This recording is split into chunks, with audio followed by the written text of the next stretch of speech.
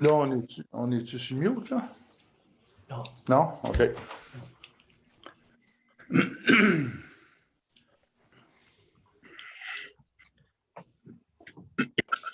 Okay, so everybody can hear me. Councillor Fisher's not coming tonight. He had a family situation and he has extends his regrets. So we are 1, 2, 3, 4, 5, 6. And me, we're all here for the committee members.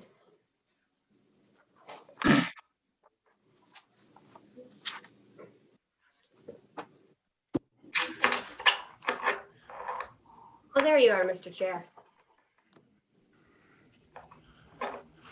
Set to go, Melanie? I think we're ready to go, sir. Okay, I'll bring the meeting to order.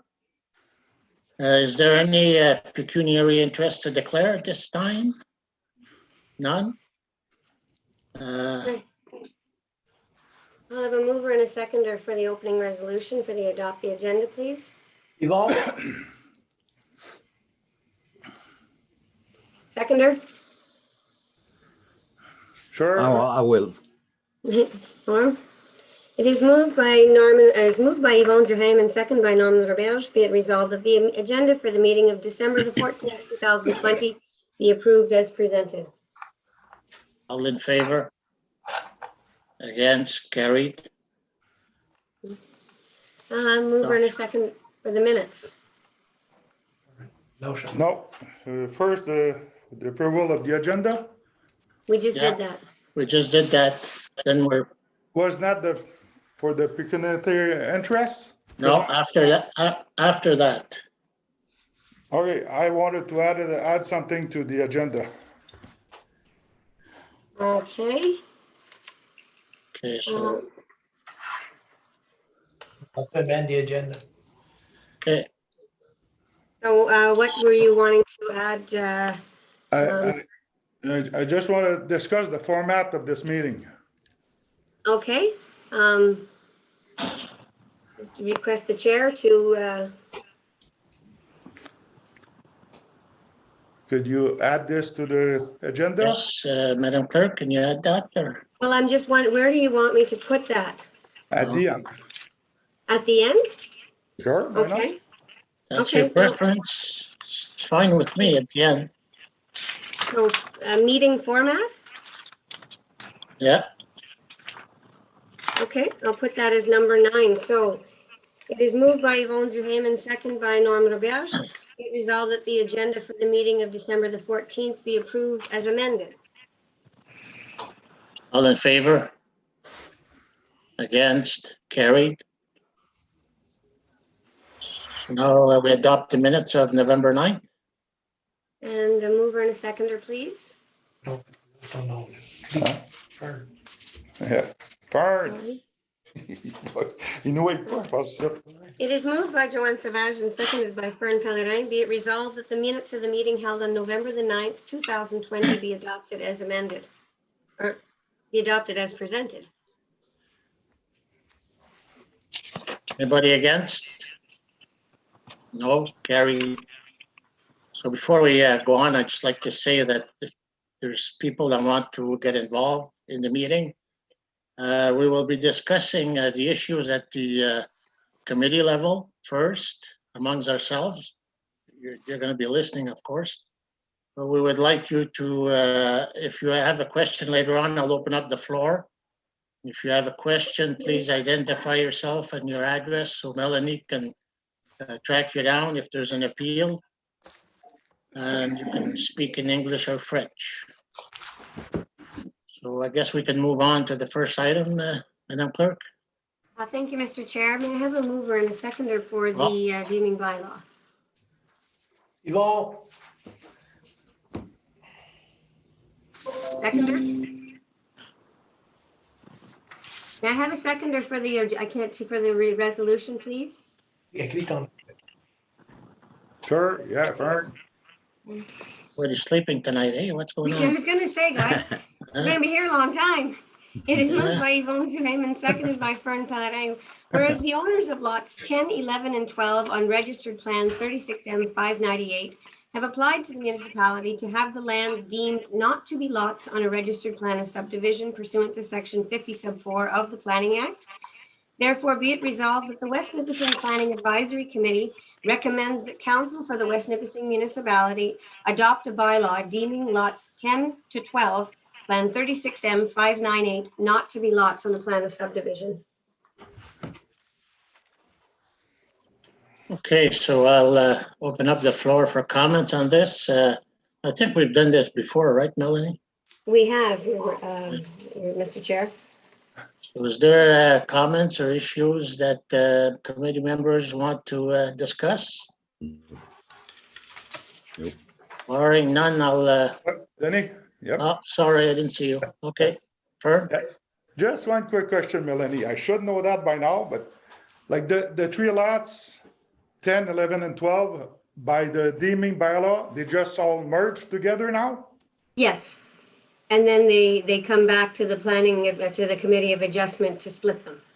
Because they want to take 3 and make 2. Right, okay. If they So we just, have to unwind the subdivision first. okay, if there was just 2 lots and they just wanted to marry them together, they wouldn't need another application? It would just be this one? That's correct. Okay.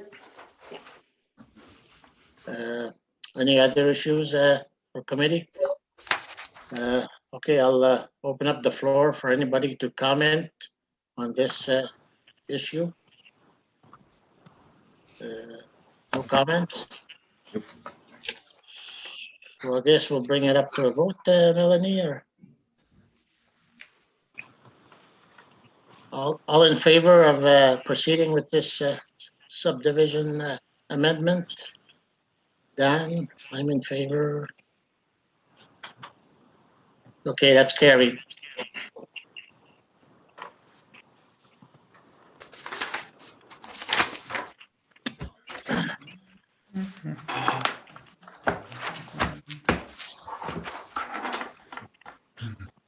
We'll move to item number 2.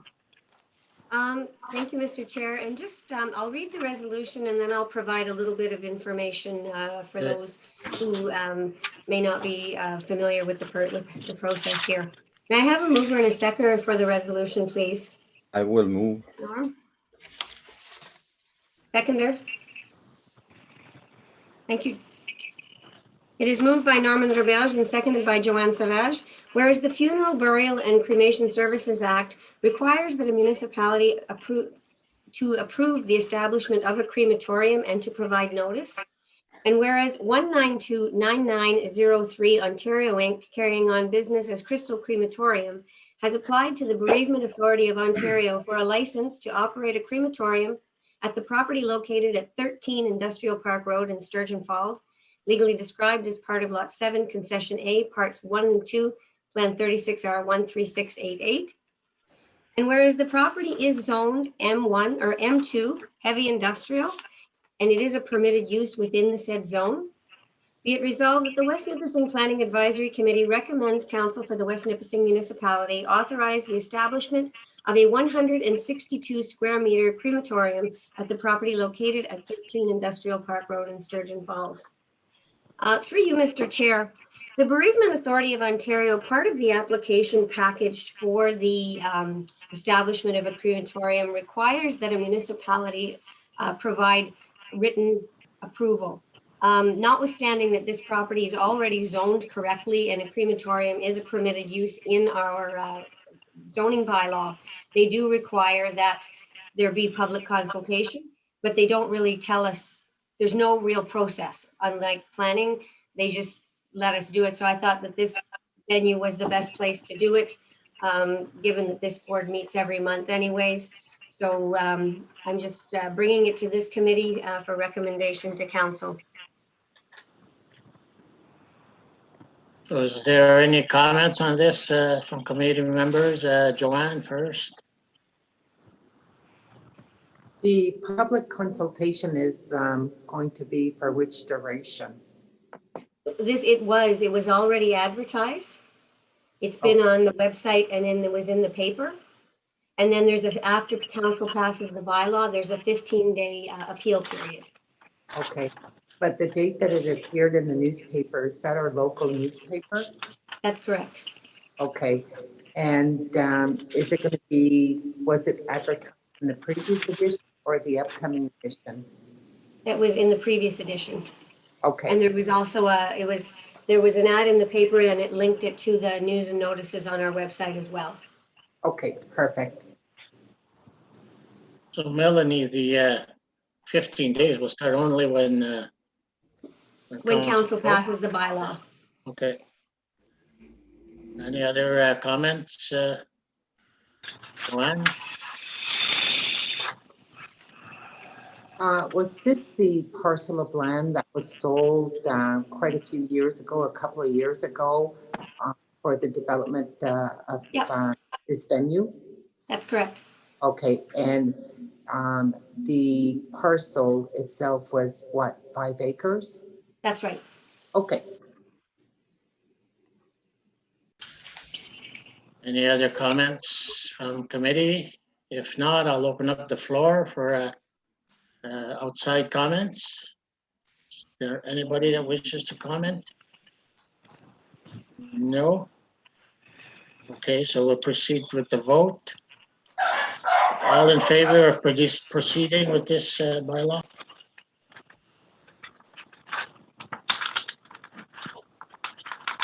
Okay, carried.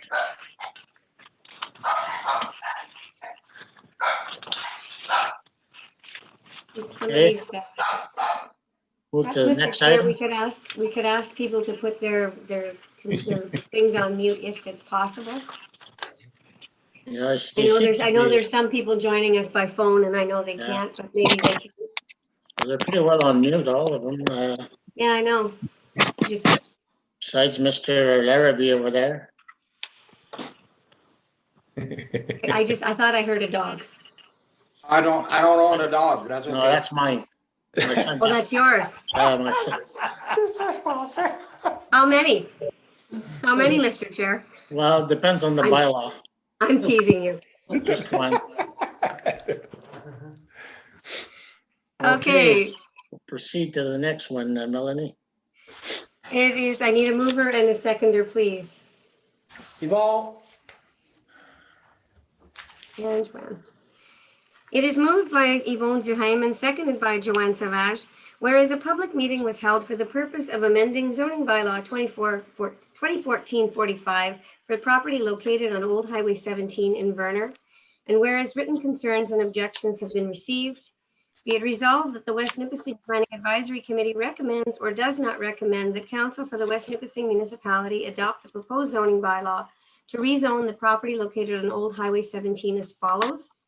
That section F21 bylaw 2014-45 shall be amended by changing the zoning designation of the property shown on Schedule A, which properties are more particularly described as part of Lot 5, Concession 5, being Part 3, Plan 36R 13422 in the former township of Kirkpatrick, from rural residential to rural residential 3 exception zone to permit a 12-unit supported living facility.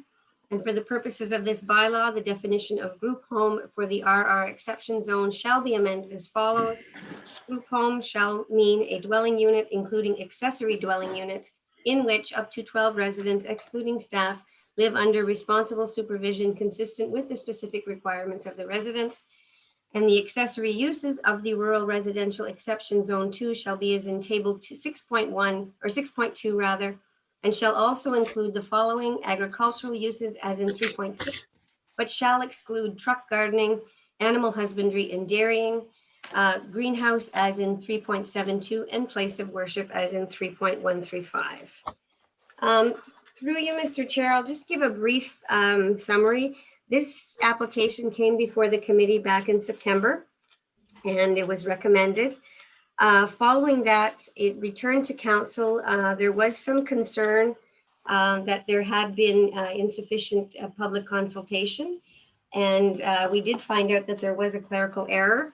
So out of an abundance of caution, it was deferred and brought back to this committee. It was recirculated again from scratch. The notice was posted on the property, and it is being brought back to this committee in accordance with the provisions of the Section 34 of the Planning Act for a zoning amendment. In that time, in response to some of the concerns that were raised, the proponent has provided some correspondence from an environmental consultant or from a consultant who has commented on some of the issues that were raised in previous correspondence.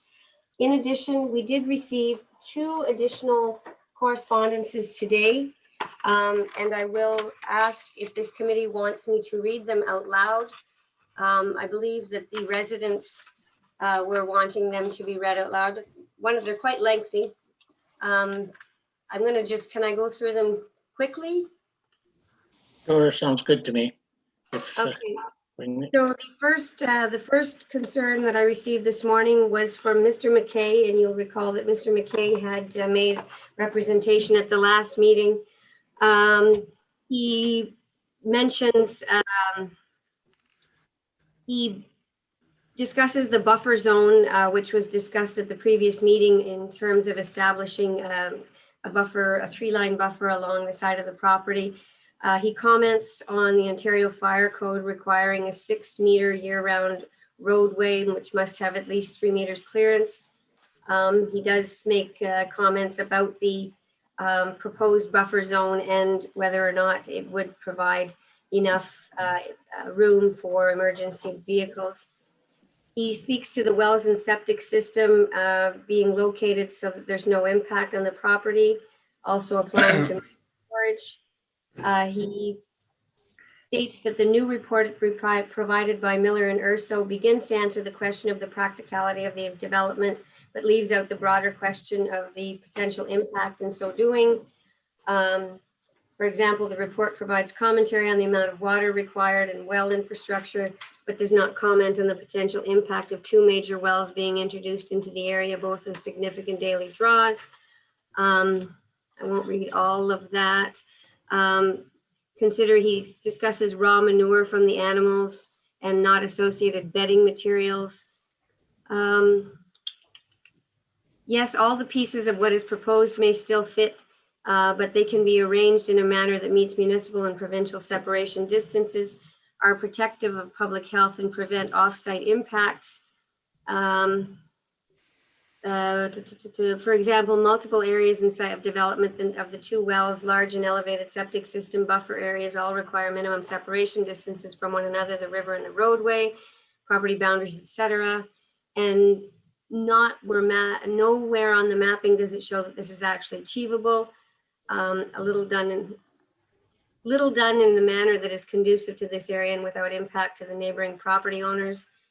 This has been one of the biggest concerns with this site all along, that it's simply not large enough for the proposed development. He goes on to indicate errors in my original report. I apologize, but the property identified in my report is what MPAC is showing, and if it's not correct or slightly misaligned, that's unfortunately the mapping we receive from MPAC is sometimes not. The lines are not quite where they're supposed to be on the overlay of the photography, and I do apologize. Unfortunately, there's not much I can do about that. And then he goes on to indicate that he purchased his property and intends to maintain the integrity of the area with absolutely no impact from adjacent developments. And he comments on something that was said by another councillor at a previous meeting regarding people from the south. I won't go into that. I don't know that that's really salient. The other comment we received was from Steve Gearing, who is a resident in the area as well. Mr. Gearing has addressed a variety of comments, and it's a lengthy email. He's talking about safety concerns, and he's discussing how many solar panels, what panel ratings, how many batteries, storage of batteries, safety measures for battery systems, industrial waste plan. There will have to be a large secure building to house the solar system and dozens of 125-pound dangerous batteries. The site plan doesn't include where the building will be. He wants to know where recycling and garbage will be, how is it being transported, who's responsible. The local landfill is only open 1 day a week, and where will the garbage be stored? He addresses the on-site hobby farm. Will it have electricity, lights, heating, air conditioning? Where is the manure being stored? Miller and Urso study showed 4,985 pounds of manure per year from the animals planned. That's 24,925 pounds in the first 5 years. No one in the area with less than 80 acres houses more than a few dogs or cats. Addresses Mr. Renault built a single family dwelling a quarter mile up and had to drill a well 3 times to get suitable water at a cost of approximately $12,000.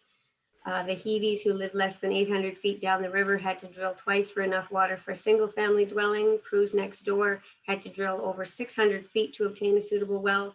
The Genesis project will require up to 450 liters a day. The plan does not show the location or locations of the well or the multiple wells if required. Please refer to the requirements placed on the distance and placement set out for Miller and Urso. He queries whether there'll be wood stoves for heating or cooking, what fire safety plan is in place for owners, volunteers, mentors, and residents. He asks about insurance coverages for buildings and infrastructure, types of vehicles, parking for mentors, parental figures, and support staff, the Johnson and transportation vehicles for the residents. Do the people in your program have their own vehicles? Are the residents free to come and go as they please? How do you transport people in your program to work, school, and medical appointments? Are there professional drawings for the 3,000 square foot hub chapel and 4,400 tiny house duplex, water, bathroom, shower, heat, air conditioning, internet, and computers, septic system, environmental study, complete system plan for sewage and gray water, washing, laundry, cleaning dishes. Sorry, I poked a hole in that. Let's see. Screening, what is the screening? What is your qualifications for the process? Are mentors paid? How are the mentors paid? Will they have their own television and internet access? Meals for mentors, are they provided? What is the cost for meals for mentors? Medical requirements for residents, doctors, treatment, etc. What are the residents' meal costs? Are there additional transportation fees? Are they cooking for themselves? Are they cooking in their residence?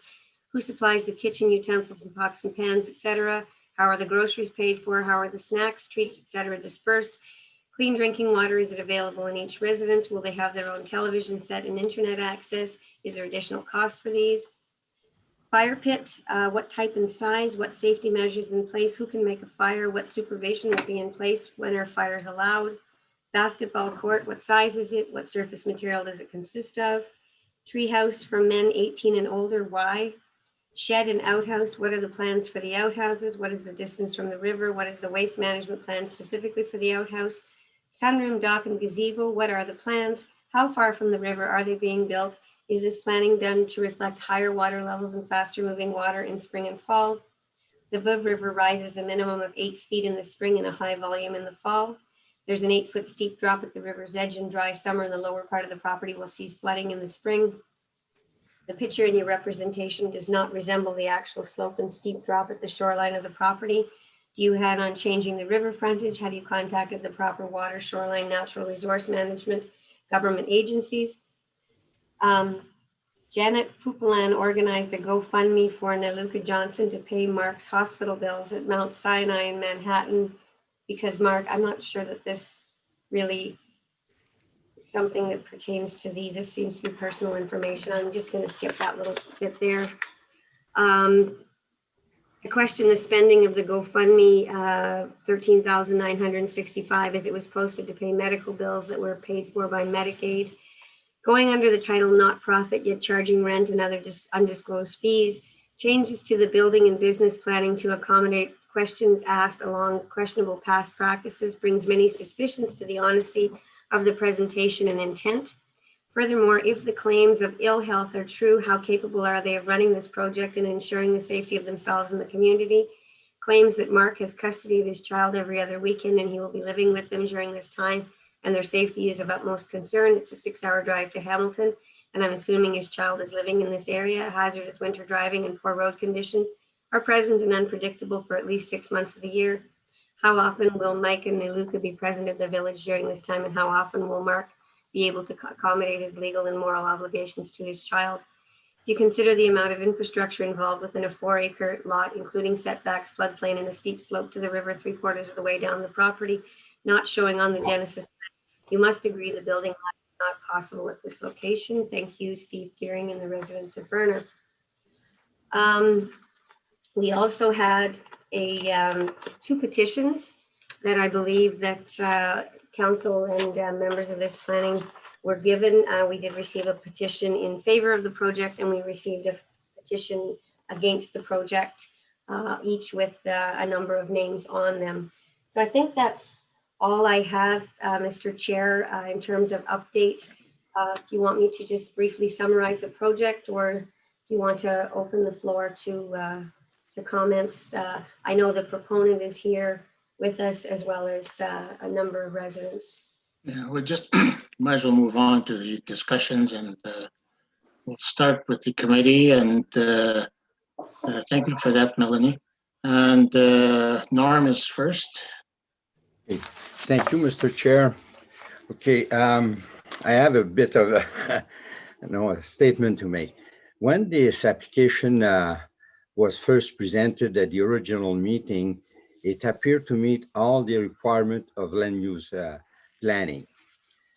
During that meeting, one member had issue with the term group home, but the applicant made a statement that it would not operate as a group home and that no government money would form part of the project. Therefore, they will not be subject to that third-party supervision. The next day, I decided to do some research on community living and group homes, and I have come to the conclusion that I supported an application more on presentation appearances than on the proper study of the content of it. Now I'll refer you to a few acts there, like the Planning Act. It says a municipality in carrying out their responsibility under this act shall have regard to, among other matters, the orderly development of safe and healthy communities. I have another one here, and that is from our zoning bylaw under the rural areas in municipality. All housing options required to meet the social, health, economic, well-being requirement of current and future residents, including special needs requirement and needs arising from demographic changes and employment opportunities. And then I have another one here that is from the zoning bylaw. Also, definition of a group home is a single housekeeping unit in a single detached dwelling or an accessory dwelling unit in which 3 to 10 residents, excluding staff or receiving family, live under responsible supervision consistent with the requirement of its resident. The home is licensed or approved under federal or provincial statute, and I underline that statement, that it's licensed under federal and provincial statutes, which, according to the applicant, they don't want this to apply in their proposal. And so then, since the original application to tonight's meeting, the applicant has been modified 3 times, but my concern just keep increasing and not decreasing. Therefore, I suggest that we defer this application and that the applicant retain the services of a qualified Northern Ontario planning supervisor consultant to prepare a document that will address all the concerns on this issue, and when it comes back to the committee, we'll be in a position to adopt it without and alleviate all the comments, the concerns and all that, because I went through a similar situation about 7 years ago. It was a person who decided to make a complicated application on her own, and it took 2 years of negotiating back and forth, and the subject didn't come out as the original dream of that person. and some interested participant dropped out, and it never really materialized. And this project, from what you see on the webinar, does show some merits, and I think there's but the way it's being presented to us and all the concerns that have been raised, I think that it would be to the advantage of the applicant to have proper professional advice and to prepare a document that we're comfortable dealing with and that we can, support and accept and recommend to council without all these things. So that's basically what I have to say right now. Thank you.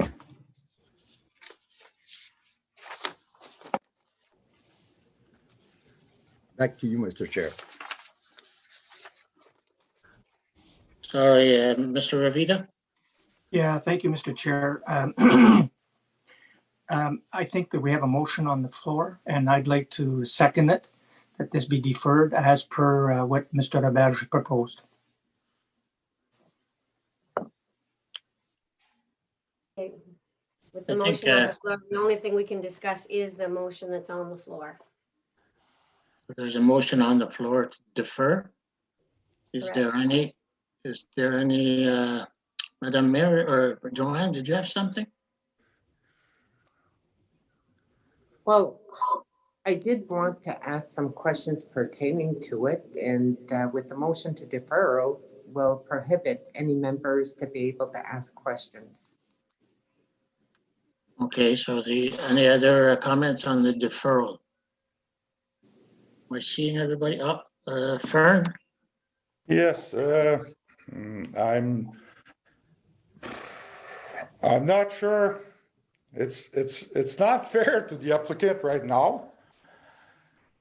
She had an application a month or 2 months ago.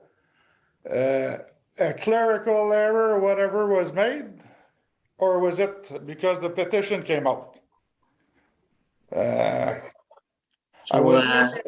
why I would like to discuss this some more to. Well, our hands are tied, Fern, because there's a motion to defer on the floor, and we have to deal with that before we can continue. So Okay. if you have comments on the deferral, I'll accept those comments. Otherwise, we'll have to bring it to a vote on the deferral. Okay, well, I don't agree with the deferral right now. Maybe Well, you'll have a chance. maybe in 15, 20 minutes after we discuss some more things there, but not right now. I know, but my hands are tied now, so. Okay, well, Well, do we have a motion to defer, Melanie? We have moved by Norman Roberge and seconded by Dan Ravita that this matter be deferred, and I'd like to get a date to which. Yes, we need a date. The Okay, meeting in January. Yeah, no, Mr. Chair, is if you like, my request that you give the applicant to prepare a document. So whatever time the applicant needs, that would cover all the items being mentioned, all the concerns. And I think only because, okay, maybe I shouldn't be clear. Through experience, I've seen projects like that, okay, we approve, then they go to the tribunal and they take that poor applicant apart and they lose their Mr. project. Mr. Roberge, can you speak on the deferral only, please? Yeah, that's what I'm trying to do. So Well, what the reason I'm, okay, let me get back. Point of order, Mr. Chair, as other members, we had questions pertaining to the issue. Now, we were told we cannot speak on the subject matter because there's a motion for deferral. So I think call it to a vote for the deferral. yes, I don't think right now. I was asking. But I Madam- was asked for a date. I didn't request a date. I requested the submission of a document that addresses the concern. Well, the deferral, Mr. Roberge, needs a date. We need a date to applicable to the deferral. So give me a date and then we'll vote on it. Any date. Month. A month, 2 months? What do you want? 3 months. Well, That's kind of excessive, but, okay, so That would bring us to March the 8th. okay, so we'll vote on that deferral to bring it back on March 8th. I want, all in favor? Dan, are you voting? Okay. All in favor of the deferral? Mr. Roberge? Anybody else? So the deferral is defeated. Very good. So we'll carry on with the process. And where were we, Melanie? Well, I guess the deferral has been defeated, so we can go back to Okay. questions. Okay, who's next on the committee only for questions? Joanne? well, I guess the same question as another board member. When this was brought to council and council agreed, first of all, when it was brought to council, it was deferred at council because there was an elected official that had concerns for environmental issues. So that was supported, and a report came back to council identifying that there was no environmental concerns identified by the report from the consultant. Now it was referred back to planning on a technical issue. And the technical issue is that there was no site notification or any advertisement on the proposed site. Therefore, according to the Planning Act, notification needed to be done. I recall asking the question, if we did not act on that technical issue, would that open liability or an opportunity for the applicant to file an appeal to the, what do we call the board? The LPAC. Labor board or the what do you call it? Planning board? Well, The not, LPAC, the Land Planning Appeals Land- Tribunal. that's Yeah. right. So my understanding, it was coming back this evening based on the fact that technical issue. Now, I'm not aware of any changes to the actual project. What I am aware is that I got assurance that there would be no environmental concerns that were identified according to the initial plan that was presented to the planning board. And when I look at the documentation that was provided to us by our planner, it's still highlighted that it meets the specs for rezoning. As far as the other issues, when it comes to the site control plan, when it comes to licensing to meet Ministry of Environmental guidelines, and even the building code, I don't think that's my role as a planning board member. We have other departments and other officials that deal with that. And the applicant needs to be aware that they need to meet the specs throughout every step. Otherwise, they're not going to be able to develop this project. I agree. There's been a lot of questions pertaining to how this project would unfold. There's been issues about security that were raised within the community. There were concerns from adjacent neighbors. And I think that the applicant needs to reach out to the people and provide the opportunity of letting people know exactly what is the plan that's being proposed and to address all the questions that were raised by the community and by neighbors. But if this conforms to land use, I think we have an obligation that we have to also look at that aspect, because otherwise, if there's an appeal, we're going to be prone to absorb the cost and be in a position to lose. Thank you, Joanne. Fern? Yes, a couple questions. We had a deferral on the table. We're not going to defer. Can the same be done? Can another deferral be called later when we get more information? At the same meeting? Yeah, No. okay, so it would have been nice to hear more information before we got a deferral. That's why I voted against it. Because I'd like to hear from the applicant. It wouldn't be fair at all to go for deferral without hearing from her. So I'll reserve the right to get more questions later on. Melanie, any concern about the building department? Um, I didn't see Well, any. no, well, as yet, Alain and I met, our chief building official and I have met with the proponent early on. Obviously, she will have to bring in stamped building plans by a proper person qualified in Ontario to make building plans. And Alain has already advised that information, but as of yet, within the absence of any actual plans, Alain has no concerns. Okay, any concern from Public Works? No.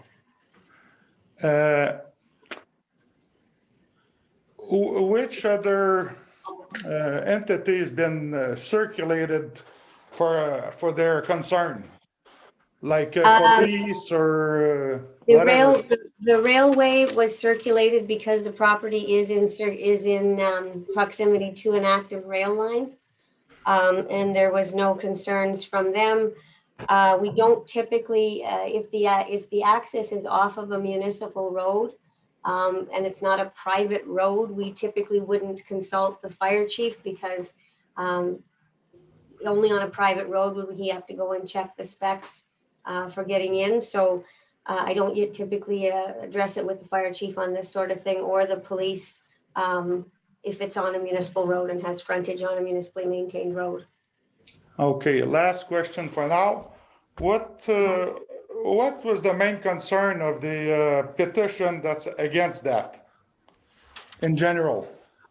I'll just pull that. I don't know if I have a copy of it in the file, and I don't. I didn't make a photocopy of it because it's in the, just give me a quick second. I don't know if I have a copy right here. I believe there was a number of issues. I'm just going to go off the top of my head, Mr. Chair, because I don't have the copy. It's electronic. But I believe there were concerns raised with respect to the environment. There was concerns about animals. There was concerns about the groundwater. There was concerns about the water quality.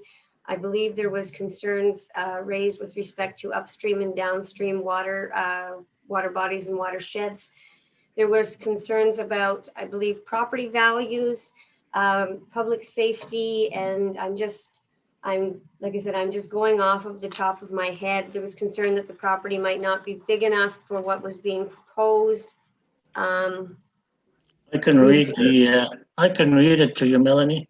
Oh, thank you very much, Mr. Chair. Paragraph on the petition is brings to the attention of the council the concerns we have of the group home and the occupants of the group home in our area.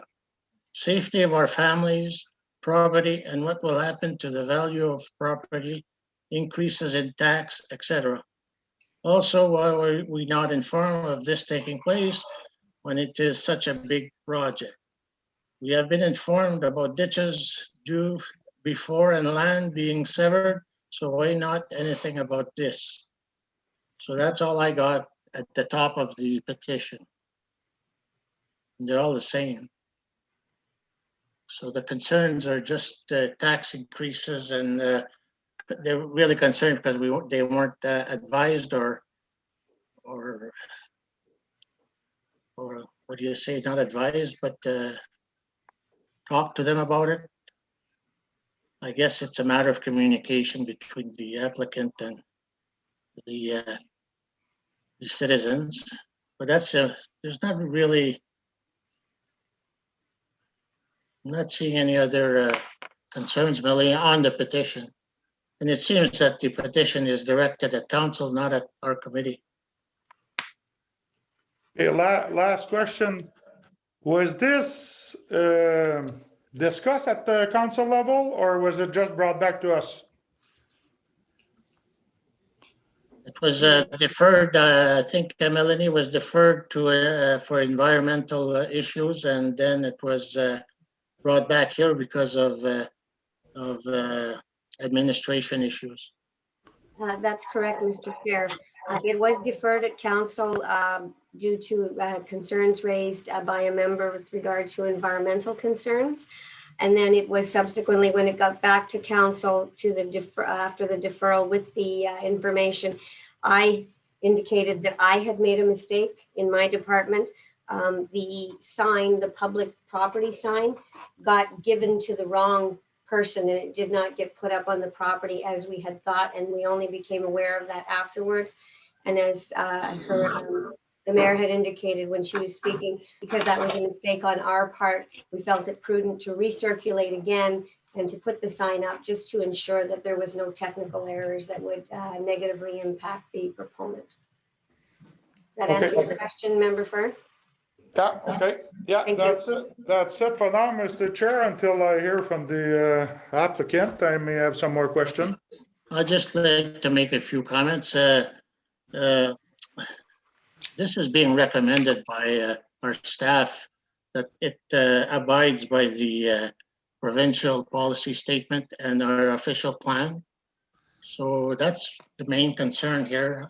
I have a little bit of concern with the water into the Verner water system, but we did have a complete environmental, or if I'm not mistaken, URSO, I think is environmental. Paul, are they environmental URSO? And what's their name? Paul doesn't work for them. It's a different firm. Yeah, so They have engineering staff. okay, Miller so do. their comments are, there's no objections from them, but I guess, are they working for the applicant? They're working Yes. for Mrs. Johnson, yes. There seems to be sufficient water and sufficient sewage and all these issues. There's other issues that are mostly, if you go to the website, it's different from the presentation we got last time. I think that confuses a lot of people because I don't think the project is as big as they say on the website. So maybe the applicant can clarify that for us. So that's my comments for now, but I'll open up the floor for comments. So who wants to go first? Just raise your hand so I can see it, or Mr. Darcy. Yes, there's a lot of concerns Sir? here. Sir, Oops, sorry. can could I you identify- can I get your name and address, please? It's Darcy Byrne. Okay, It's 878 Old Highway 17. thank you. Okay, there's a lot of concerns that were brought up that make a lot of sense. We also have to think about the taxpayers, the people that have been living around here for the last 20 years, 30 years. A group home, that's not what they want. Saying that, a lot of people you guys are sitting there and probably don't realize what happens around here. I built a house in 2011. The spring of 2012, I had water come up to my door. I've got a 14-foot elevation, okay? From the river to my house. That's 14 feet of water that comes up in the spring. Now, if there's any field beds or wells that are even close to that, it's gonna impact the river, and Verner's gonna have to drink that water, okay? Like, there's a lot more to think about here. There's a lot of danger. The ice here builds up, and you should see this ice move. You can't have all kinds of people along the side of the river like that. It's not safe. But my main concern is the water comes up 14 feet. I don't know if anyone of you guys are aware of this, but I'll tell you, the first year after I built my house here, I just shook my head. I said, what the hell did I do here? And it was passed. Okay, I got a building permit. As far as I'm concerned, this whole area should be under flood zone. So if you're gonna build something like that around here, you have to think about all this, about the sewage going into the river, about the wells being flooded. Okay, they had problems in the past in Walkerton. I worked for the city of Sudbury. We've had all kinds of areas like this. Okay, and what are we gonna do if this doesn't work? We're gonna be stuck with a piece of property that's worth nothing. We're paying taxes here. We're paying big taxes. Okay, the average person along the river here is paying close to $4,000 a year in taxes. I definitely don't want to my property value to go down because there's a group home down the road. That's my concern. I'll leave it to somebody else now. Okay, thank you, Mr. Burns. Who wants to be next? I'm seeing Mark Johnson, but I'm sure your name is, you identify yourself? Yes, it's Naluka Johnson. Sorry, I'm using my husband's laptop. What's your first name, ma'am? Naluka, Niluka. Naluka? Okay, thank you. So I'm the owner of Genesis, and I thought I'd take this opportunity just to greet everybody. Thank you, Madam Mayor and council members and committee members and community members. I do understand that there are a lot of concerns, and I hear them all. I'm just going to just read a little something that I put together with regards to all the letters that were written and all the concerns. So the planning and the development of Genesis project is being executed with mindful regards towards the environment, the community, and the Vev River. We strive as an organization to be sustainable, innovative, environmentally friendly in our approach, and we want our desires to use eco-friendly techniques. Our official site plan, along with architectural drawings, will be completed in the next few weeks. And we want to clarify that the website pictures does not contain official site plans. The website is congruent with the summary that I sent to Melanie. So there is no website information that is different from what I submitted to Melanie. They both contain the same content and the same information. All the procedures will be followed to ensure that all needed permits are obtained. And with regards to insurance and liability, all of that will be put into place when construction takes place. We have consulted with the Ministry of Environment. We have also consulted with the North Bay Mattawa Conservation and the Ministry of Agriculture, who have had teams overseeing the summary that was submitted. So they did have team members look at it, and there were no concerns that were brought up from the Ministry of Environment, Agriculture, or the North Bay Mattawa Conservation. We will do all due diligence to ensure setbacks and proper installation and maintenance of a septic system will be in place to maintain safe drinking water for ourselves and the town of Verner. We have also consulted, the main reason for our hobby farm, again, is for pet therapy. We're not looking at being a large agricultural operation. We have no intentions to be a fully operational farm. We're not interested in larger livestock. So the barn, a lot of the barn space is for workshop space for the residents, and will house smaller livestock. Creating a safe space for our residents and our community is key and integral to our success. As mentioned in our summary, the founders, which is myself and my husband, will be residing in the development, and our goal is to create a family environment for the residents that we serve. There will also be mentors and 24-hour staffing, and our privacy and safety, as well as our neighbors and the community, is paramount. As an organization, we will ensure high-level standards in our referral process, our intakes, and our assessments, and we will go beyond to ensure that safety protocols and zero tolerance to drugs or alcohol would be permitted on our property. Our project is designed to create preventative measures to homelessness. And we want to clarify that there are only 12 units that we are proposing. That was in the summary that I sent to Melanie, and it also coincides with the website information.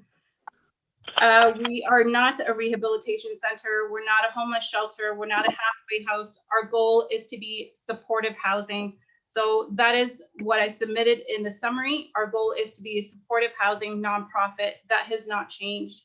It remains the same, and we still want to work with those with mild developmental delays exiting the foster care system. That is our goal. That has not changed. The success in our model, again, is providing a family setting for residents who don't have family. Our innovation in design is using eco-friendly techniques, as we stated, and we want to ensure therapeutic living for our residents. All our operations, our policy procedure manuals will highlight all the different aspects that the community is looking for: program details, parking, mentor roles, screening processes, resident expectations, services and programs, safety measures, provision, along with many other operational components. And that will come into place when our program is in place. Deterring young people from homelessness is our goal, and to create, again, with mentoring, life skills training, so that our residents will be successful in their communities. We understand that there is fear. We understand that there is doubt. I have reached out to each council member via email so I can provide transparency and answer questions. And I will do the same with community members who have concerns. We have had amazing support from the members of the community, and we are grateful. And again, we have not modified the summary that we have presented. Our goal is, again, to be a nonprofit that provides supportive housing to individuals with mild disabilities, and that has not changed. And I will pass it over to Matt, who is the engineer that is working with our project to answer the technical questions. Matt, if you're available, that would be awesome. Go ahead, Matt. Are you on? Yes, Mr. Oh, sorry, Fern. Yes, if I could. Sure. You have a question? Wait. Okay, go ahead. Okay. You're saying like it's not for homeless people. It's not a detox center. It's not. It's for people with mild disability. You say. Okay, disability. You mean physical disability or mental disability? Developmental disabilities. So what we find Okay. is when you're looking at the homeless population group, there are so many individuals that have disabilities, developmental, that end up homeless. So our target population group is those that are exiting the foster care system, which is why it's 18 and over, who need extra living supports that have developmental disabilities. I hope that answers your question. Okay, and that'd be 12 units, one person per unit, right? Yes. You say it'd be you and your husband and other staff. What kind of staff? So we will have a full-time day program staff, so who will provide day programs to the residents.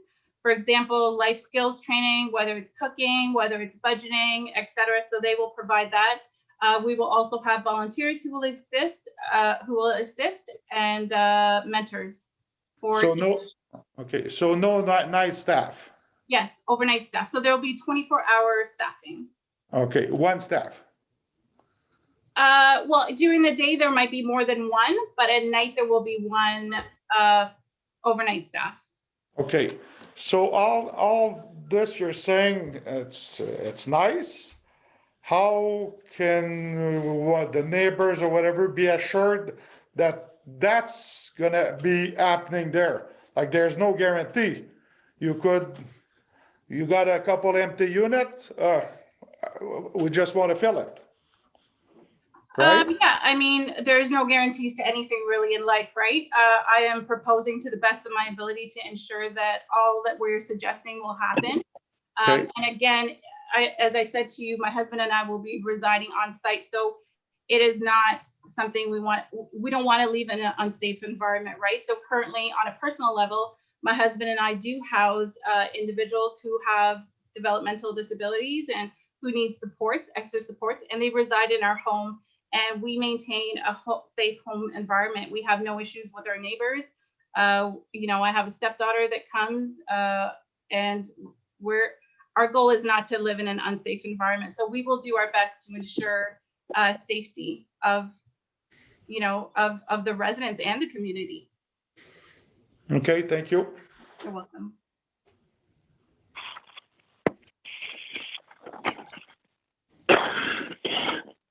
Sorry, I was on mute again. Any more questions for Mr. Johnson? Yes, Mr. Chair, Yes, Joanne? there was a reference that the technical expert, Matt, would provide us with information responding to the concerns that have been identified. Is this individual available to share us this information? Yes, he is. He's singing. His hand is up now, so I guess I'll give you the floor there, Matt. And the issues are mostly water and septic. What's your say on that? Well, good evening, everybody. Just to give you some background, Ms. Johnson hired Miller and Urso, who I work for. And we prepared the letter that the mayor referred to earlier. So we basically looked at the water requirements for the proposal, as well as the septic requirements. And as the letter states, there are no technical issues to deal with the environment. Everything will meet the requirements for, I mean, the big thing, of course, is the septic. The septic falls under 10,000 liters per day, which puts it under the jurisdiction of North Bay Mattawa Conservation Authority. And we've actually consulted with them, and they're satisfied with the approach. I'll just mention the flooding issue that you know, was brought up a little bit earlier in somebody's presentation. That's something obviously we will look at.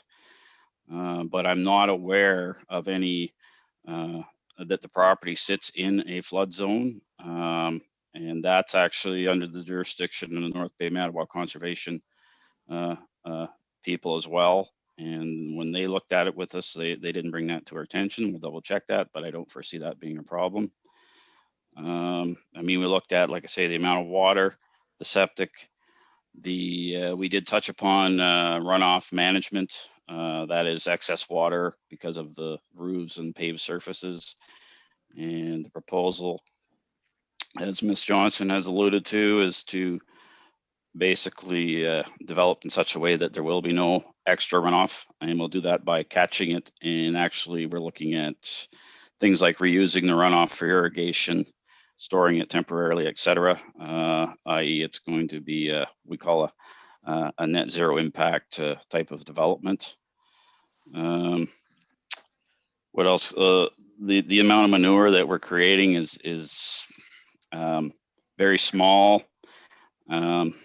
I mean, I would compare a couple ducks, dwarf goat, I think it was, and some chickens. I mean, it's going to be no different than somebody having a few cats and dogs. That's basically the scale that we're talking about. It's nowhere close to, you know, being part of an agricultural operation. And most of that manure will be composted and probably used for fertilizer for on-site vegetable gardens, which I believe is part of the plan.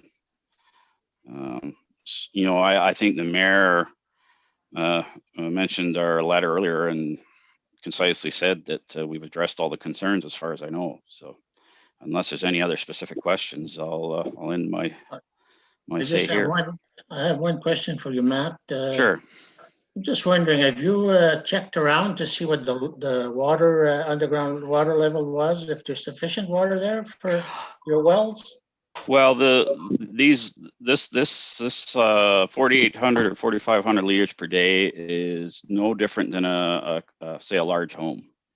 This is what we're talking about, sort of the level of water required. Obviously, you know, we're going to have to find enough water. We have not yet looked into the details of what the wells in the area can produce. That would be sort of the next step, but we're not yet at that step. But I don't foresee there being a problem. This isn't out of somebody going in there and building a large home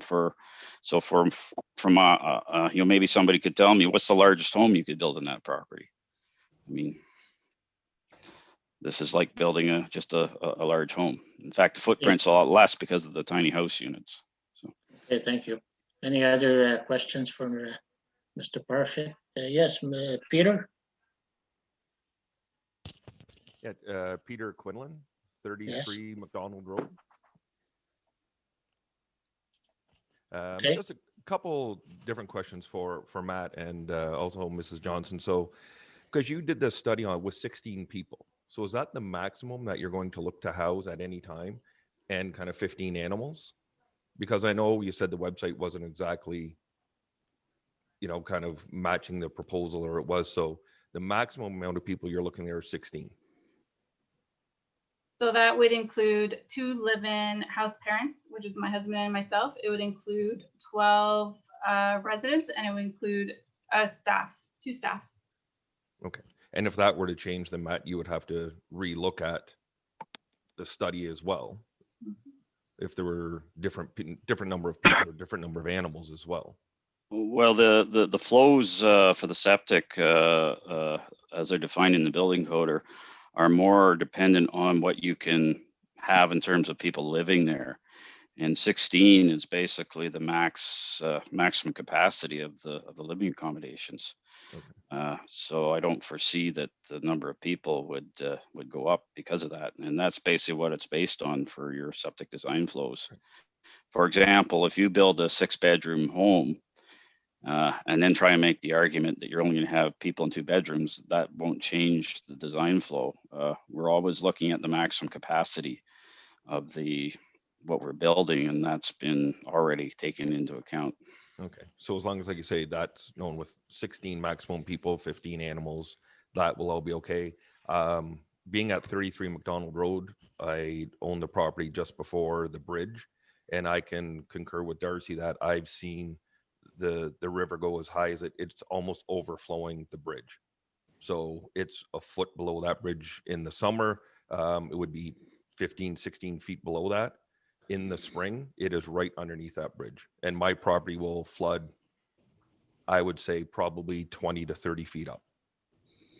So just to be cognizant of that, I don't know, Ms. Johnson, have you seen the property in the spring for any flooding or anything that you have? So you're aware of kind of how that river does fluctuate. Yes, so I spoke to the owner of the land, and what he said was the flooding happens towards so we have a trailer on the piece of land and it slopes down a little bit, but that's way towards the river. So the land is pretty long. Mm-hmm. So the flooding doesn't reach past it doesn't go toward towards the road at all. So it reaches where the trailer is. So there's a little slope, and he said it comes to where the trailer is. But that's a huge distance from where we're proposing the units would be. Yeah, and that's, I think, a bit of the issues with some of the residents is when we look at the proposal made to the planning committee, mm-hmm. It was hand-drawn. And mm-hmm. I'm not an engineer. I can't read the hand drawings. It's not to scale. Yeah. I would really appreciate if you had, I think it was Norma that said, proper engineered drawings so the residents could look and go, okay, this is how it will look. Because when you look at that now, like you say, where you might have the gazebo, that would probably be underwater. Where the house is, how big it is, how big the barn is, it's really hard for somebody that doesn't do this for a living, as far as engineering and building, to have any idea of what type of scale you're looking at. So in the next couple of weeks, we will have an official site plan. So that will help with all of that. Okay. Yeah, it was just drawings that I did, and I had somebody draw. So, but they're not our engineering drawings at all, but that will be done in the next couple of weeks. Great. And then anything, like I said, I know you've talked to the Ministry of Environment and Ministry of Agriculture. That would be really beneficial for the residents to see that correspondence, that they have no issues with it going forward as well. And I'll try to get a statement from each. Yeah. And then the only other question I have, and I don't think it's for the planning committee, just so you're funding, because you're saying you're not looking for any funding from either the provincial or federal government. So it'll be funded by the residents.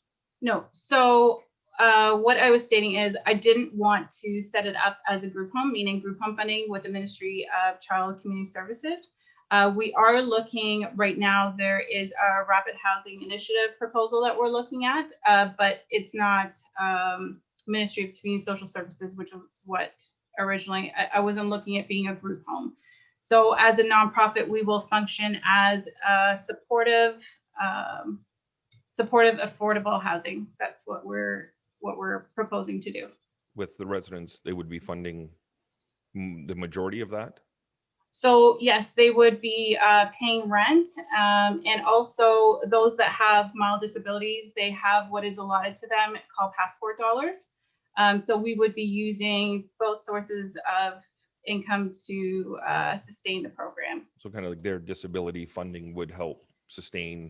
With the day program, yes. And we're also looking at transferring from a nonprofit to a charity. So that will help us as well with sustaining our model. Okay. And for the place of worship, this kind of goes back to Matt. If you are going to be holding services, does that change anything as far as the environmental, water and sewage? If you're having Sunday or Wednesday services, would that change anything if 50 people show up on a weekend? No, it's just a chapel space. So what I've actually told Melanie, we are actually making the hub size a little bit smaller. So it will actually be about 2,300 square foot. So it's going to be a life skills like programming space / chapel. It's not going to be a separate chapel area. So it's basically a chapel. We're not having church. We're not opening it up for other people coming in. It's just for the residents. And we'll be using it in the same space as we do where we do our day program and our life skills. Thank you. I appreciate it. You're welcome. No worries. Thanks. Thank you, Mr. Quinlan. Fern, you're next. Yeah, just a quick couple questions. So you say the people would be paying rent, I guess, through ODSP? Yes. Okay. And the passport that's now being offered to the people with disabilities since the last few years, whatever, these would be for the support the day program? Yes. Okay. Okay, thanks. You're welcome. Any other comments? Madam Joanne? One of the questions I've been hearing a lot and concerns identified by the community members and other people is the process of who will be lodging or residing in those tiny homes. What will be the process to select the individuals? So we would have an intake and an assessment process in place. And again, it would only be residents that would fit our model and that could benefit from our model. And again, Madam Mayor, it would be specifically for youth exiting the foster care system that do have mild developmental delays. That is our specific clientele that we will be targeting. Is that helpful? Or do you want more clarification? It is. Is the opportunity going to be made available to locals, or are they going to be individuals that come from large cities? I think that's a common question. Yeah, so it would be locals, those that are on the waiting list in the Nipissing district. Okay. And what about the integration into the workplace or pursuing studies? How are they going to be traveling back and forth? How is that going to be arranged? Any thoughts to that? Because the location that's being proposed is quite rural and we don't have public transportation in the area. Yeah, so that would be something that's a program component, and we would be providing transportation for those who are going to school and who need access. What's amazing with the area is the amenities are so close by. It's not like we're looking at a far drive out. So we would be providing the transportation. But again, all that would be in as we're designing the operational manuals and things of that nature.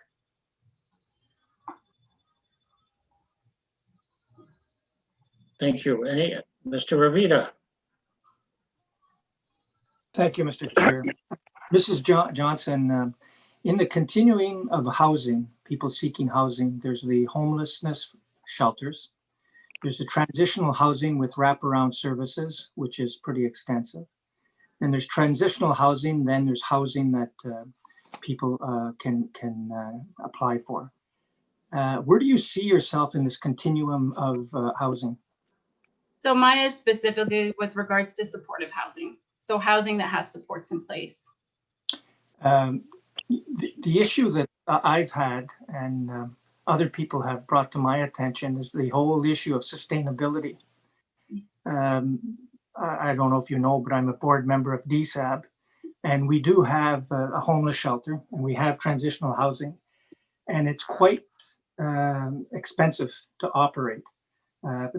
Professional services to help these people move on to the continuum of housing. That's besides the planning issues, and that's just one of the reasons I supported Mr. Roberge's proposal, was that there seems to be holes in your plan, and I don't think there's a continuum. And although the concept is right, but there still seems to be holes in your whole approach. 2 people doing supervision is not enough. 1 person during the day, during the night will not be enough. We have experience with that. There's people that get assaulted at night and everything. It's just, I don't find that your plan is elaborate enough.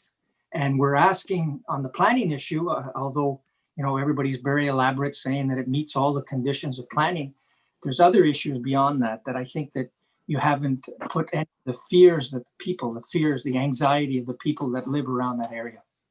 So Mr. Revita, Chair, am I able to? Sure, yes, go ahead. So Mr. Revita, I currently manage a 70-bed facility that involves corrections and an emergency shelter.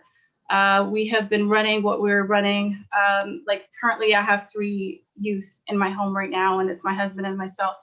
So it wouldn't be 1 staff overnight. There would be 1 staff, but it's actually 3. So it will be 1 paid staff overnight, including my husband and I. So there would be 3 for 12 individuals.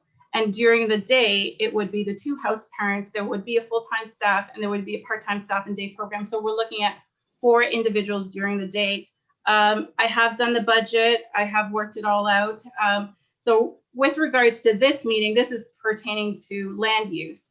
All the operational stuff is taken care of, and I have thought about it all. We do have a full budget in place. We've thought about the staffing, and I come from doing this for the last 20 years. So I can assure you that I've done my homework. Okay, thank you. You're welcome. Thank you, Madam Johnson. Darcy. Question for you, Mrs. Johnson. Would the people around be accepted to go visit this site? Of course. So I have already begun quite a few conversations with individuals in the community who are extremely supportive. I mean, it's not that we want to run this project alone. As much community support, if you want to come and visit, we'd love that. We want to have an open house. We would love any insight, any input from the community. We don't want to be a standalone organization. And what's key to our success will be community involvement for sure. Okay, but to come back to that, we're talking about 16 people, and I'm going back to Mark here, 16 people on this field bed. We're not 16 anymore, because now you're getting visitors. Now these people that you're taking care of obviously are going to have family coming to visit them. So now we're way beyond our 16. You even mentioned that you're going to have your stepdaughter and probably your cousin, your mom, your dad, To me, that changes everything there, okay? We're not talking about 16 people here anymore.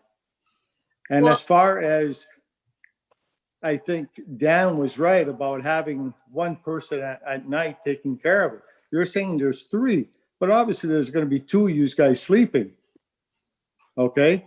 There's more help in daycare right now. I mean, they never put 1 person to take care of 12 people. You go in the hospital at night, everybody's sleeping, they're half dead, and there's more than one person laying there and they're no danger to nobody. And I'm not saying they're all danger. That's not what I'm saying. But there is an issue there that we're concerned about. Okay? Yes, I respect your opinions, and I'm coming from a professional standpoint. So in my emergency shelter, I have 2 staff.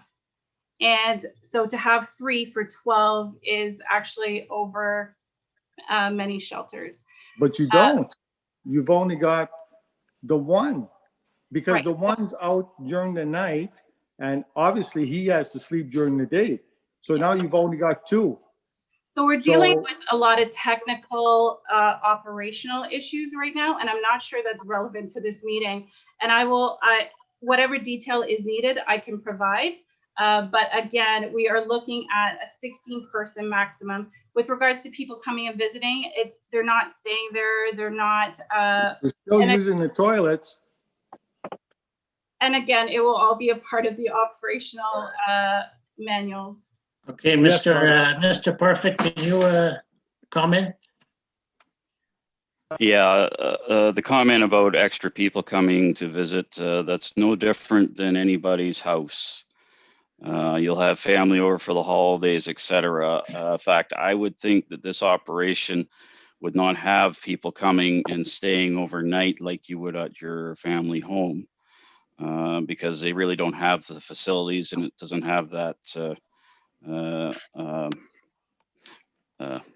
well, it doesn't have that ability to sleep these extra people like you would at your family home.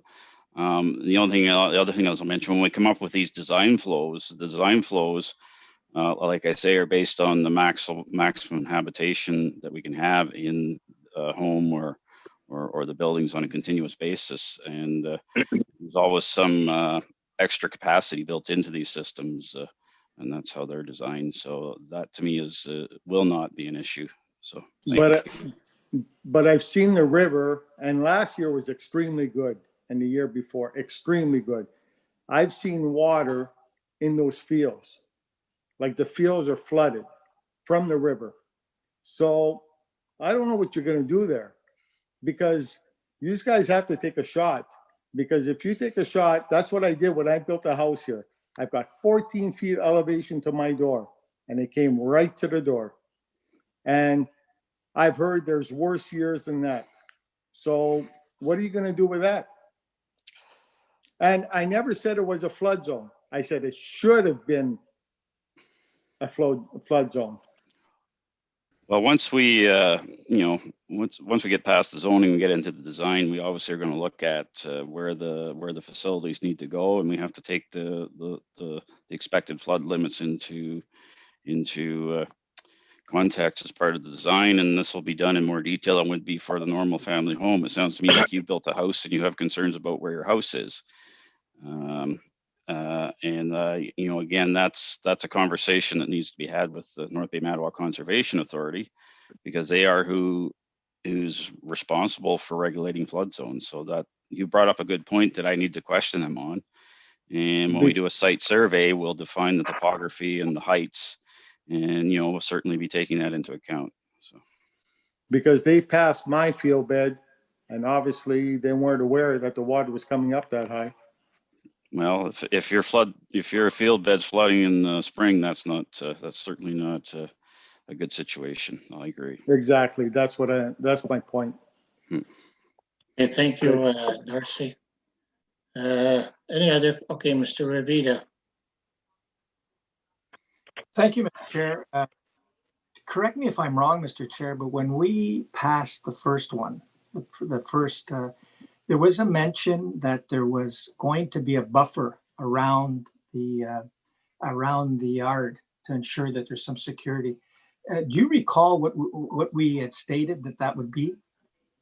I know there was 3 trees involved, 18 meters, or I'll let Madam Johnson speak on that. I think I do have the planning report, but I don't know the details. Dennis, can I ask Melanie? And we will put the buffers in place for sure. The buffers they're up if this committee wants to. Typically, our regular zoning bylaw only requires buffering at the shoreline. If this committee wants to recommend buffering along the sides to whatever depth they feel is, our shoreline buffers are 50% of the property at 15 meters in depth. I don't know, that's 50 feet. It's entirely within this committee's purview to make recommendation for whatever it feels it would be a prudent.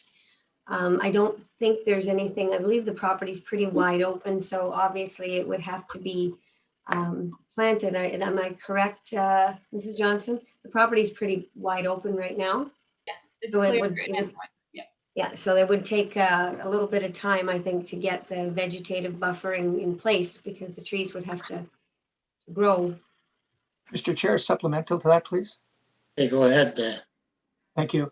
But Mel, I thought that one of the conditions was when we passed the first motion, that there would be a buffer, but besides, there would be a buffer on each side. I thought that's what we had decided. We did, but we can't, but trees have to grow, Mr. Rivera. They will have to plant them. Oh, And we have site plan control, which was one of the recommendations, is that the property be placed under site plan control. So what Mrs. Johnson had alluded to earlier is that she's going to provide a full site plan prepared by qualified, either Mr. Parfit or someone within his firm who's going to set out where everything is. And the municipality, myself and LA will go through it and ensure that all the buildings are meeting the setbacks required in our bylaws. The setbacks from the septic systems and the wells as are required, the setbacks from the water, shoreline structures and other structures from each other, meeting fire separations and all of those things. I believe we talked about the buffer, but I don't recall if there was actually an actual depth. And if I've forgotten, please forgive me. But it's within this committee's purview to recommend whatever they feel is a prudent depth for such buffering or other form of attenuation that they might want to recommend. I guess we can put it in the site plan as a condition, right? Yes, but I'm requesting guidance, I guess, direction from this committee on what they would like to see within that, whether, is it 15 meters in depth, 10 meters, fencing, attenuation can be more than buffering can be. Buffering it typically refers to vegetative. You can create visual or attenuation through other means by fencing or other things. Obviously with trees, like I said, you've got to wait for them to grow a little bit before they'll actually provide the visual attenuation that you'd be looking for. Am I being clear? Yes, you are. I'm just thinking, you got me by surprise. Any other ideas on buffering, Joanne?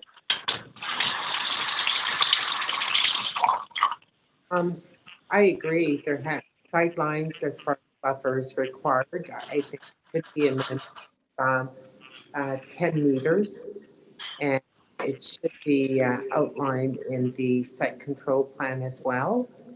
And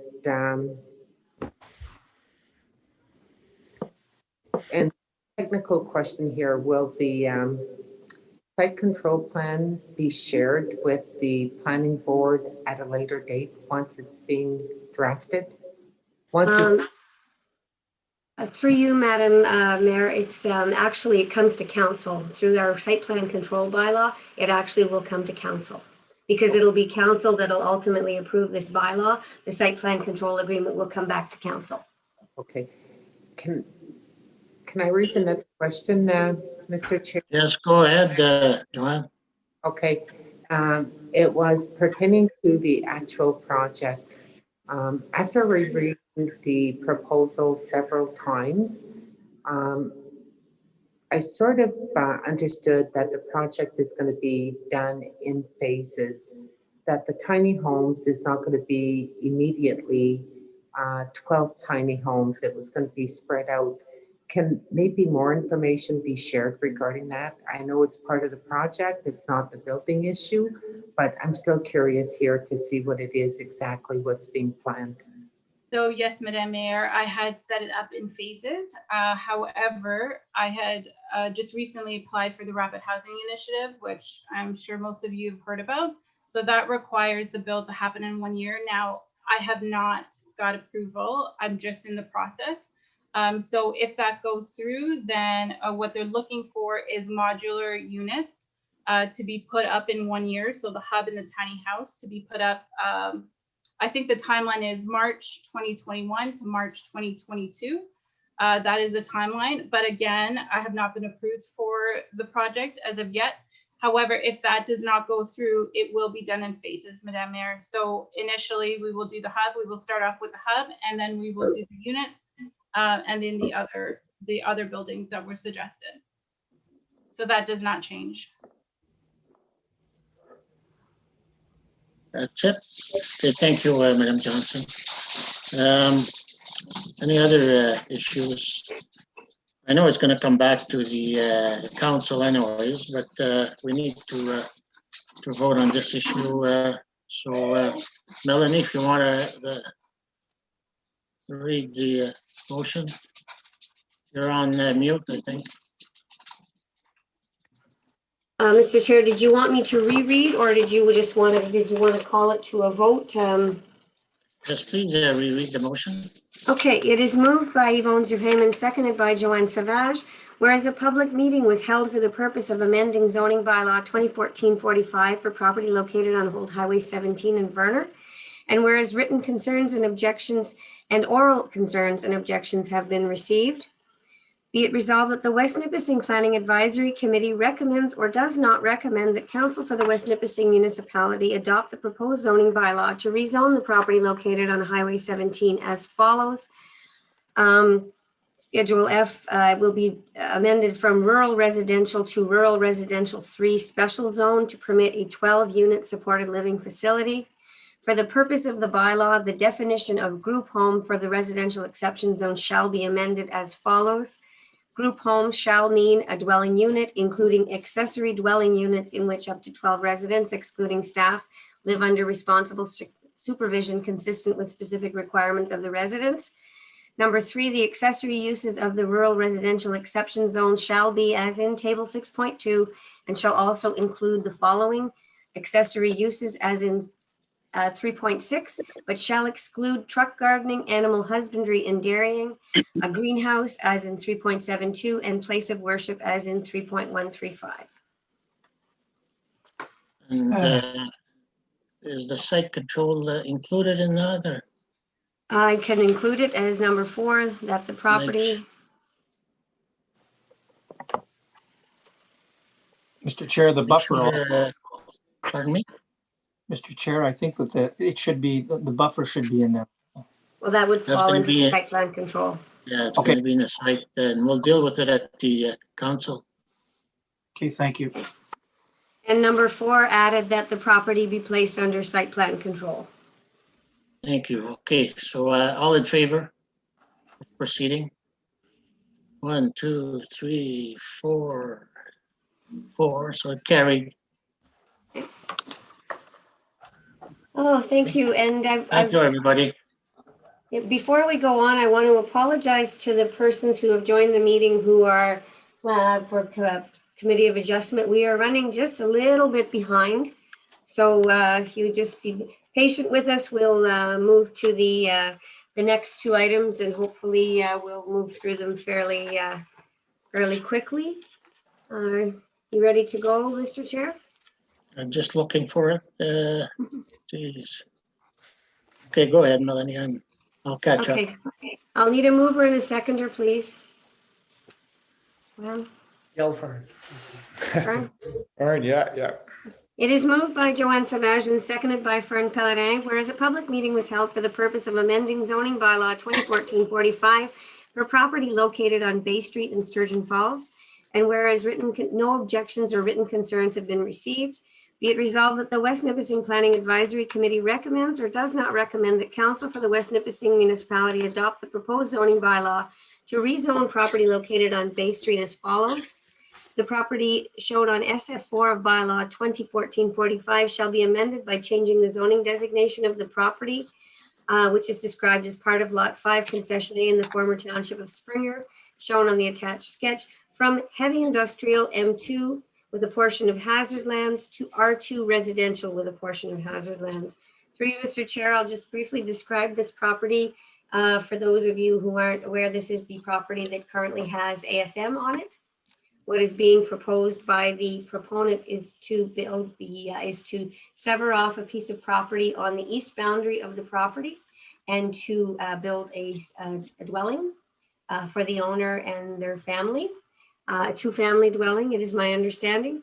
So they have, because this property was used as industrial, they have undertaken an environmental assessment of the property with Englobe, and I believe I provided the correspondence in your package.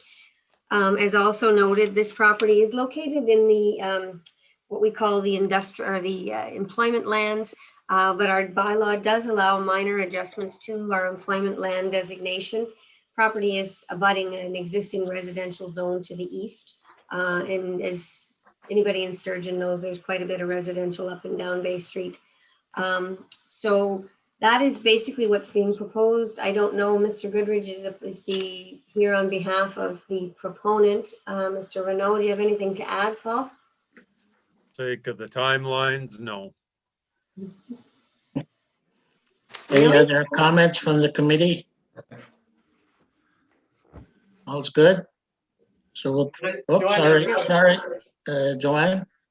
No problem.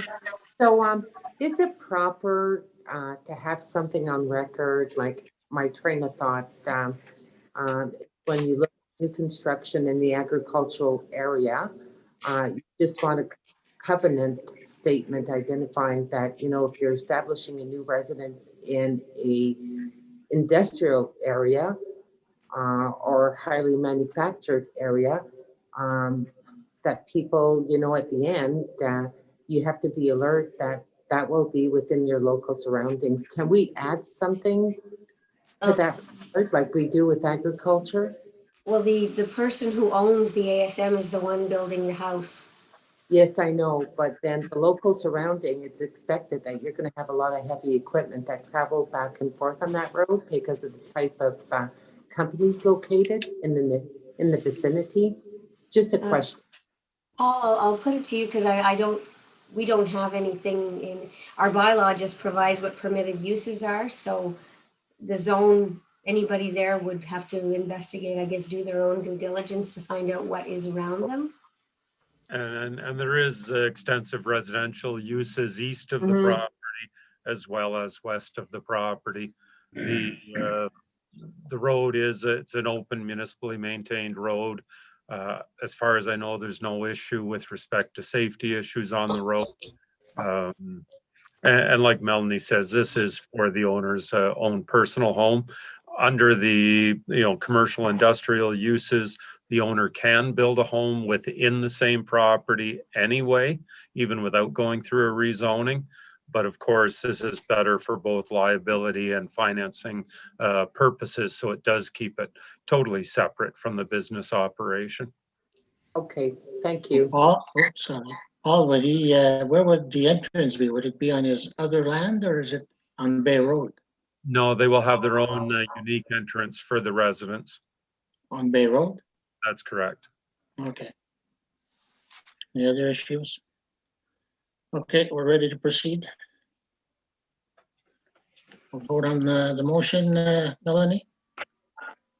I read the resolution. Okay, everybody in favor? Carried. Thank you. Okay, and onward and upward. Mover and a seconder. Yvonne? Seconder, okay, Dan.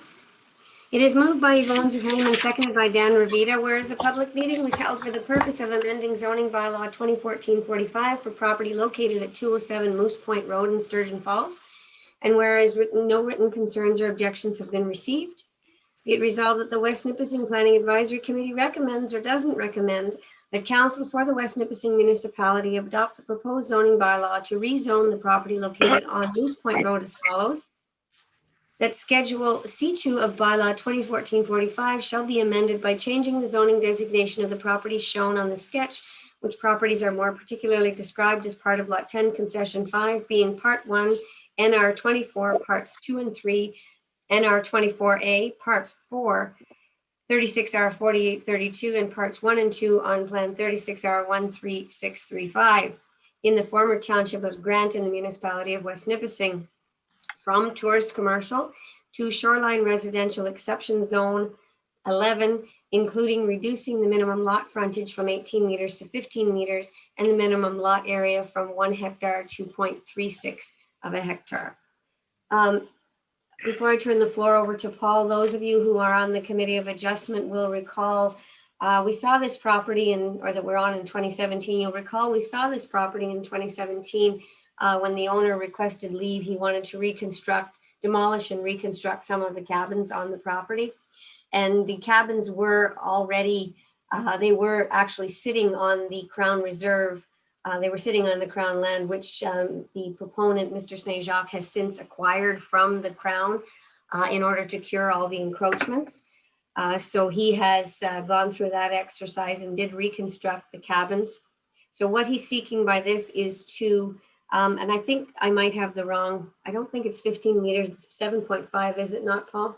That's correct. There's a typo in it's 7.5 meters. The cabins are already there. They've been there, well, they were reconstructed where they were. And what he's proposing to do is to sever off one of the cabins from the main lodge property and sell it as a standalone entity. So I'll turn it over to Mr. Goodrich, who is here on behalf of Mr. St. Jacques, the owner. Thank you, Melanie. Through you, Mr. Chair. Like I said, this has already come before the committee. This is one of the cabins that was reconstructed. COVID-19 has hit the tourist resort industry particularly hard. Mr. St. Jacques is looking to sever off this. He does have a purchaser who is already willing to enter into an agreement of purchase and sale, subsequent to your decision, of course, for this property. And we have made a severance consent application that will be heard at the Committee of Adjustment meeting immediately following this. So if anyone has any questions, I'd be more than happy to try to answer them.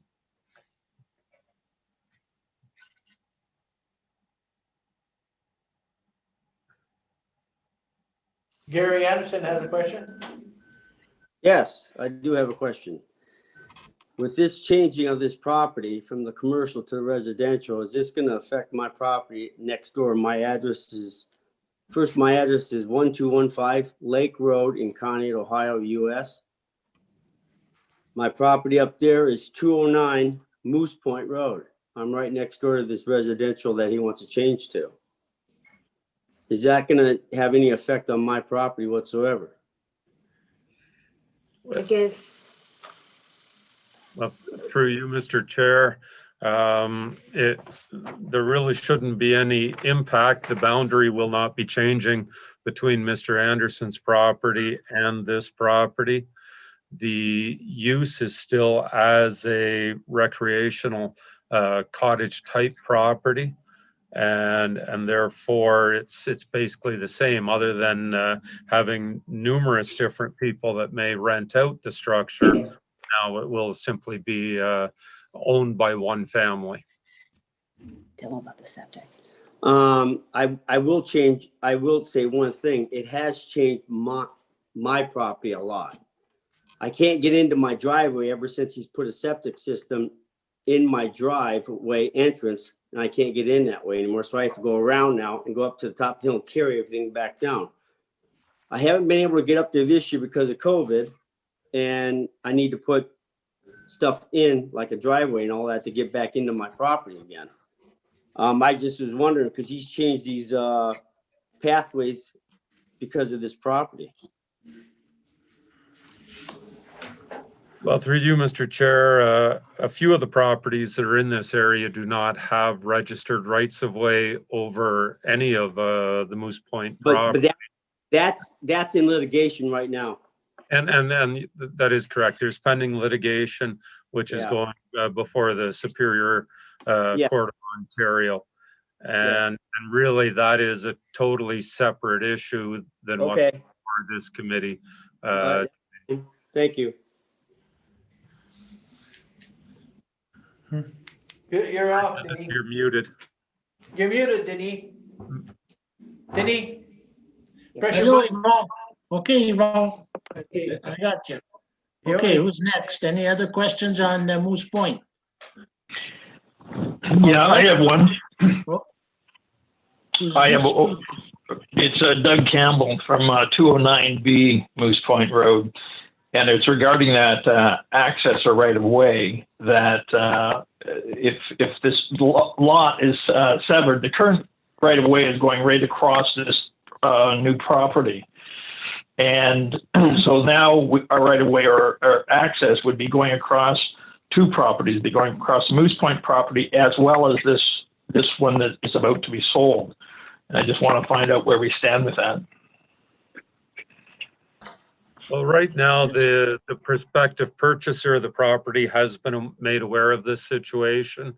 And as Mr. Anderson pointed out, this is part of the pending litigation that is before the courts right now. Monsieur Saint-Jacques has not denied anyone access to their property to this point. He's allowing everyone access across his property until the litigation is settled. And that is part of the what is before the courts and is more appropriately going to be dealt with before the courts rather than through this committee. Perhaps if the people had all gotten together and had come to a mutual agreement, we would be presenting an application for a consent to sever as a right-of-way on these lands. As it stands, it is going through the courts instead. Thank you, Mr. Goodrich. Oh, and Any other questions? Sorry, one other point on that too. Go There ahead. is an alternative driveway that could be used in, even if the new owner chose not to permit people through, which right now they're, with the pending litigation, it would be unwise of them to do so, but there is alternative access to each of these properties. What does that mean, alternative access? Well, there's another driveway. It's basically a circular drive through the property. I believe Melanie has a Google Earth image as part of the package that shows that. Now, and like I say, neither for the Glenwood Family Corporation properties or the Andersons, neither one right now has a registered legal right-of-way across the property. And that's going to be determined. That's part of the litigation that is being determined by the courts. Yeah, we're aware of that. Okay. Any other comments? Okay, let's proceed. Do we have a resolution, Melanie? Did you want me to read it again, Mr. Chair? Yes, please. It is moved by Yvonne Zuhayman, seconded by Dan Ravita, whereas a public meeting was held for the purpose of amending zoning bylaw 2014-45, the property located at 207 Moose Point Road. And whereas written concerns, no written concerns or objections were received. However, oral concerns were received. Be it resolved that the West Nipissing Planning Advisory Committee recommends or does not recommend that council for the West Nipissing Municipality adopt the proposed zoning bylaw to rezone the property located at 207 Moose Point Road from C3 Tourist Commercial to Shoreline Residential Exception Zone 11. Okay, all in favor of rezoning? 1, 2, 3, carried. Thank you. Okay, and I believe that Mr. Pellerin had something he wanted to discuss before we finish. Oh, yes. Before we do that, Mr. Chair, on the agenda, we have the camping trailer regulation update. So I guess that is just being deferred to our planning board meeting, which will be in January. That's correct. The agenda, I knew it was going to run a little bit long tonight, so I thought we would want to do that when we have more time. Okay, Yes, for perfect. sure. Okay, Fern, you're up. Oui, je voulais juste savoir comment ça se fait qu'on a landé dans cette petite chambre ici, à comparer qu'on était dans le council chambers avant. So Melanie, for you, why are they in that small office instead of council chambers? Because I understood the question, because the council chambers isn't outfitted with the Zoom technology and the cameras. That room was set up specifically for Zoom meetings. And right now, we're not supposed to be gathering in larger groups. So the council chamber hasn't been, we're hoping that when we go back into that room, we're going to go back in normal. If anybody remembers what that is anymore, but that, does that answer your question, Mr. Pellerin? No. Okay, I'm not in charge of those things. Oh, okay, who decided to do this in here? Like, this setup could have been done over there and probably used at a later date when you go back to that chamber. I don't understand that. We used to be on the other side at the beginning of COVID. Everybody was there. There's no problem. And now we're stuck. Inside to do the distancing going in and out. Sometimes we're three. Only two are allowed. I don't understand this setup at all. Who decided to do this room here? Well, I think that the directive was that all meetings, like council, everything be electronically done for so long as we're under the emergency orders of the province. There's we're trying to discourage people coming in and out of the building, and also meetings in person so as to mitigate liability. Council's being done like this, and since we have the technology, planning followed suit. Yeah, I know, but why do it here? Why not made that setup in council chambers and you'd have it for at a later date? And that I can't answer, Mr. Pellerin. I'm planning and building, not IT. Okay, but who decided to set up this then? Okay, Fern, we're putting Melanie on the spot for, she doesn't I have. don't know the answer, Fern. You don't know. Let's ask Melanie to look into it for maybe the next meeting and see if we can find maybe just a room for a single person or something. No, not a single person. No, that's another waste of money. Do the thing in council chambers. We'll look at that. We'll look at the best option, Mr. Fern. Yes, Joanne. From what I understand from board member Mr. Pellerin is he'd like to be able to see if there'd be the capability of the setup, which is in that room, be in council chambers. So, and I would not Melanie's responsibility or decision, but at least if that message can be shared to the proper authorities and maybe let us know at a later date if that could be an opportunity or an option. And for those that do sit on council, well, we hear the issue. No, I'm sorry, Melanie. I wasn't going after you there. Yeah, no. I think that the intention was that we just not gather as a group. And we're doing the best we can to not gather as groups by this format. And maybe Fern, that room was set up that way before COVID. I believe it was done just before COVID. It was. And it was intended to be used as an electron. It wasn't designed for COVID. It was set up for Zoom meetings in general. We're using it for this now for yourself and for Mr. Johann, because you have some connectivity issues at your residences. Everybody else is joining from home.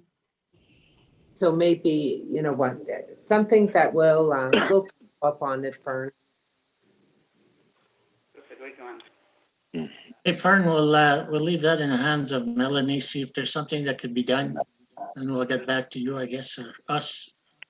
Sounds good? Yeah, me too. Maybe I'll have to, because I've been off the internet there for the past hour. Yeah, I've seen that. It just went off and I'm stuck on the phone. Oh. No wonder it was quiet. Yeah, and I just know. So, when can I ask you a We're just favor, Mr. Chair? Yes, you can. Hey? Yes, Okay. you can. Doesn't mean you'll get it. The next meeting, can you chair it for me? Because me, I don't get much here right now. There, I'm just trying to figure out what's going on, and so I'm kind of lost here. So if you want to take over for me. Well, I'll have to, how do you call that? Well, are we gonna have enough members, Melanie, or what? Oh, yeah, we got 4. The only Roger, one who's me, missing is Mr. Fisher. Fisher, and Roger's Mr. here. Bert is here. Yeah. You're here. Norm, you're staying. Mr. Roberts, you're staying for the meeting. I'm staying on. I can hear, but I don't know. I don't see anything, or it's hard for me to participate. He's just switching with you. No problem. We'll work together. Okay, thank you very much. Okay. Before we adjourn this meeting, I'm just getting asked for a little bit of direction. We are the 14th of December right now. We would normally come back on the, I think it would be the second Monday in January, which brings us to, that brings us to the 11th. The 4th is a holiday. The Monday, the 11th, is the first Monday back. The second, do we want to push it a little bit later just because of the holidays and getting applications? And then the other thing is, if there's no other item other than the camping trailers, I don't know whether, I haven't got anything in right now. Do we want to meet in January at all, or did we want to wait and see? Let's book for 17th and we'll go from there. If you don't have enough, 18th? we'll. 18th? 18th, is it? Okay. Monday, How's everybody with that? Good. January 18th? Good. Okay, so if we have enough, we'll go there. If not, we'll. Okay, so be it resolved, okay, I need a mover and a seconder to adjourn, please. Well, Fern. you guys don't want to go home, Fern? It is moved by Joanne Savage and seconded by Fern Pellerin. Be it resolved that the West Nipissing Planning Advisory Committee meeting be adjourned to January the 18th, 2021. All in favor? Carried. Okay, good. That it? Just pay attention. Before everyone leaves, I just want to provide best wishes for the upcoming holidays. Joyeux fête, remain well, Yes. healthy, and hopefully, you know what, 2021 will be better than 2020. Absolutely. Okay, We hope so. happy holidays. And, Bye. Bye. So okay, and thank you, Roger, for being patient. We appreciate it. We're going to move right into Committee of Adjustment. We'll just Oh, let Mr. Duhaime get himself out. And I take a 2-minute break or something. you want to take a minute? Just, Yeah, yeah. I'm gonna leave the live stream on, so Okay. just bear in mind you're still on YouTube. Sure.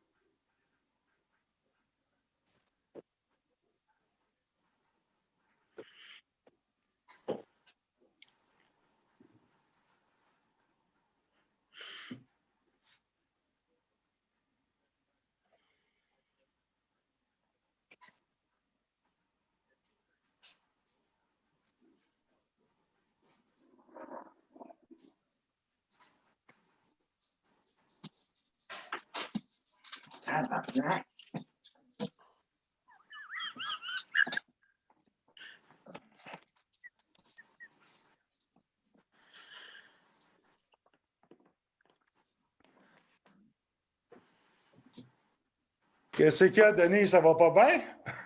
Ah, Tabarnak! t'es pas supposé entendre ça. T'es-tu en parler de ton chien? Ça pas ta preuve de moi.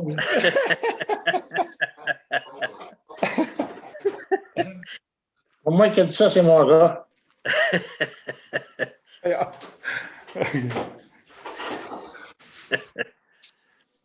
OK. Je suis pas On est prêt. Je suis pas prêt. commencer? On est Yeah. prêt à commencer? Let's go. Oui? OK.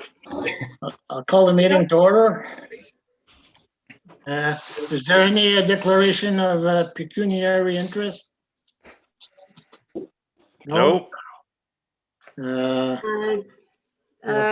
Mover and seconder for the agenda, please. Roger? Roger? Sure. It is moved by Roger Gagnon and seconded by Fern Pellerin. Be it resolved that the agenda for the Committee of Adjustment meeting held on December the 14th, 2020 be approved as presented. All in favor? Carried. I was gonna add something, but no. Just kidding. A different something or the same something? The same something. Just kidding. I still don't know. He wants me to swear again there. Okay, so approval of the agenda for December 14th. We just did that. Okay. Adoption of minutes of November 9th. A mover and a seconder, please. Yeah, Fern. Fern. Roger? Can I second that? Norm. We'll let Norm. It is Okay, moved by thank you. Fern Pellerin and seconded by Norm Roberge. Be it resolved that the minutes of the Committee of Adjustment meeting held on November the 9th, 2020 be adopted as presented. All in favor? Carried. Okay, so before we move on, I have to say what Mr. Robel would say is if you want to speak French, you're welcome, and we're a quasi-judicial committee. So There's no one here. There's no one here but Paul. And Don. Geez, you just spoiled my fun here too. Paul speaks English, Don speaks French.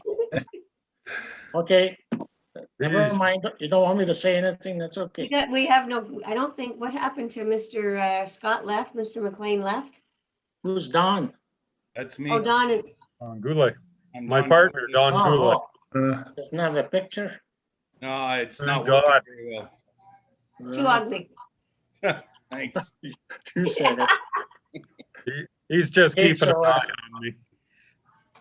Making sure Paul attends the meeting. 2017, Madam Clerk. Okay, it is moved by, I need a mover and a seconder for this application. Vern? Yeah, pick Roger, one. anybody? Yeah, pick one. Sure. It is moved by Fern Pellerin and seconded by Roger Gagnon. Remember, guys, we're still live. Even if there's nobody on the phone with us, they can see us. That a minor variance application made by Suzanne Lessard and Scott McLean for property located at 24 Fortune Drive in the West Nipissing Municipality, being part of Lot 2 Concession C, Part 1 NR 289 in the Township of Caldwell. Purpose and effect of this application is to reduce the minimum front yard setback from 18 meters to 14 meters and to increase the lot coverage from 15% to 22%. You'll recall we had a lot addition severance, a lot addition in front of us at the, I guess, 3 meetings ago. This property is a wee lot created at the corner of La Plage and Fortin Road down at the south end of Caldwell Township. The lot is very small. It's only 0.3 of an acre. What Mr. Mr. McLean would like to do is to build a retirement dwelling, a small retirement dwelling, but he had to acquire some additional land from the Camp La Plage in order to make the lot big enough to accommodate the septic. But he still needs, in order to create the amount of separation that he needs, he still needs to squinch the house a little bit closer to the lake And also the house and the septic combined will increase the lot coverage on the lot from 15% to 22%. And what is being sought here is a minor variance to make those, to meet those issues. Okay, so is there any comments on that? No, Any I'm here comments? representing Mr. McLean tonight. If Okay. anyone has any questions, I'd be happy to answer them. So is 15 to 22, you're saying, is that Yeah, within our range? Or? Typically, the lot coverage in the rural, in an unserviced area is 15%, which means the total buildings can't occupy more than 15% of the lot area. In this case, the lot is only 0.3 of an acre, and being is that small, and also your field bed counts as a structure. So even though you can't see it, it's underground, it still counts in the lot coverage calculation.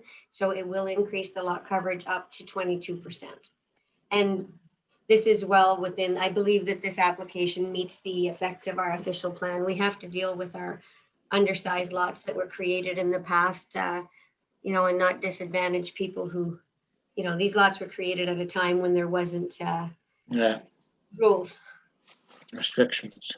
Yeah. Okay, so any other comments? Roger, do you raise your hand or you just? Nope. Oh. I'm waiting. Okay, so. Excited to vote. Okay. Okay, so all in favor of this amendment? Carried. Okay, next application, C3720. Any movers and seconders? Norm, Roger. Mr. Roberge, are you okay to move this? Oh, yeah, okay, I will second it. Just wanted you to feel included. It is moved No, by- thank you very much.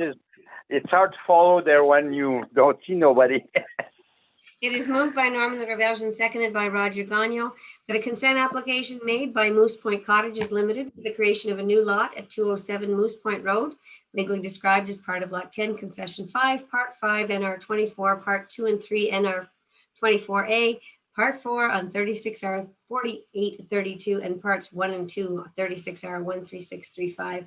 I hope he gets a shorter description in the Township of Grant. For those of you who are at the previous meeting, which would be everybody but Roger, this application is for property located at Moose Point Road, which is up in the Township of Grant. It is a small tourist lodge. I believe they have 5 cottages and a main dwelling. What is being proposed here is to sever off the most westerly cottage from the rest of the holding and to sell it as a standalone recreational dwelling. And what is this property was the subject of a minor variance back in 2017, I believe, where they reconstructed this cottage and reduced the minimum front yard setback. So that was dealt with at the previous meeting. Is that it, Paul? That's about it. Pretty straightforward. Question, Mr. Yes, Chair. Mr. Gagnon. Is this severed property or proposed property, does that have nothing to do with the planning issue that you just went through a half hour ago? Yeah. Yes. It has is. everything to do with that. I'm It sorry, has, Brad. go ahead. Go ahead, Mel. Yes, it does, Mr. Gagnon. It is. There was some, just without going into a lot of detail, there is some, a number of the lots on this property do have a registered easement through Mr. St. Jacques' property. Yeah. Some of them don't. And there has been some other situations with regard to access and the reconstruction of a bridge and contribution by the owners that have resulted in some outside litigation issues. Yeah. But currently, but this wouldn't be the same lot that the neighbor questioned earlier about the Yes. yes, it is. Okay. All right. you want to explain, Paul, based on No, the scale? Sure, there's alternative access for them as well, at least in the interim, pending the result of the the litigation that's ongoing. Mm-hmm. No, I followed the planning meeting a while back, early on, so I'm aware of what's going on with the neighbors. I just wanted to make sure if this was that lot that that Mr. Saint Jacques is severing, that has the neighbor questioning it. Well, and no matter which one of the cottages actually Mr. Saint Jacques chose to sever, they would all have that same issue. Mm-hmm. Because the driveway runs right into all of the rental cottages. This one causes the least disturbance to the commercial property. And by way of explanation, not a problem. The rights of way that are showing on the sketch, where they lay on the ground or where they are registered is not where they are on the ground. Okay. That's correct, Paul? Not a problem. Pretty well. In places they coincide, but in others they don't. And hopefully that will all get rectified through the court application. I believe it's a condition that Melanie's asking for on this application that we also apply for a registered right-of-way to provide access to this lot. And because we have a little bit of time with the appeal periods, we're trying to see what happens with the litigation as to just where best to locate this right-of-way. Because obviously we'd only like one right-of-way across the property to hopefully satisfy everybody at some point in time, or if the courts decide otherwise. But at least we will ensure that this lot has vehicular access. Okay, thank you. Okay. Any other, Fern, you good? Yep. Mr. Rebels, you good? Oui, c'est correct. Okay, so we'll vote on it. Who's in favor? Carried.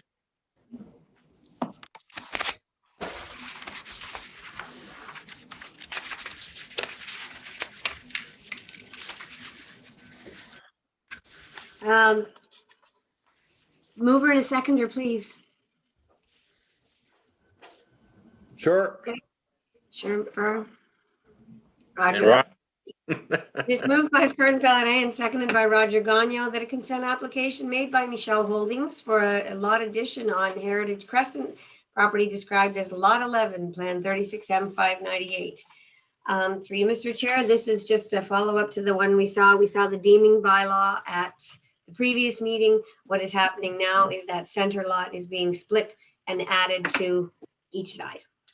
Yep. Sounds good. The lots have been deemed not to be. Any questions or comments? Nope. All in favor? Yes. Carried.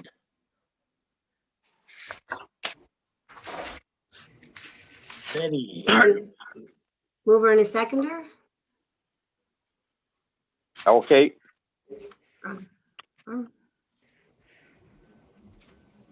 Sure. Fern.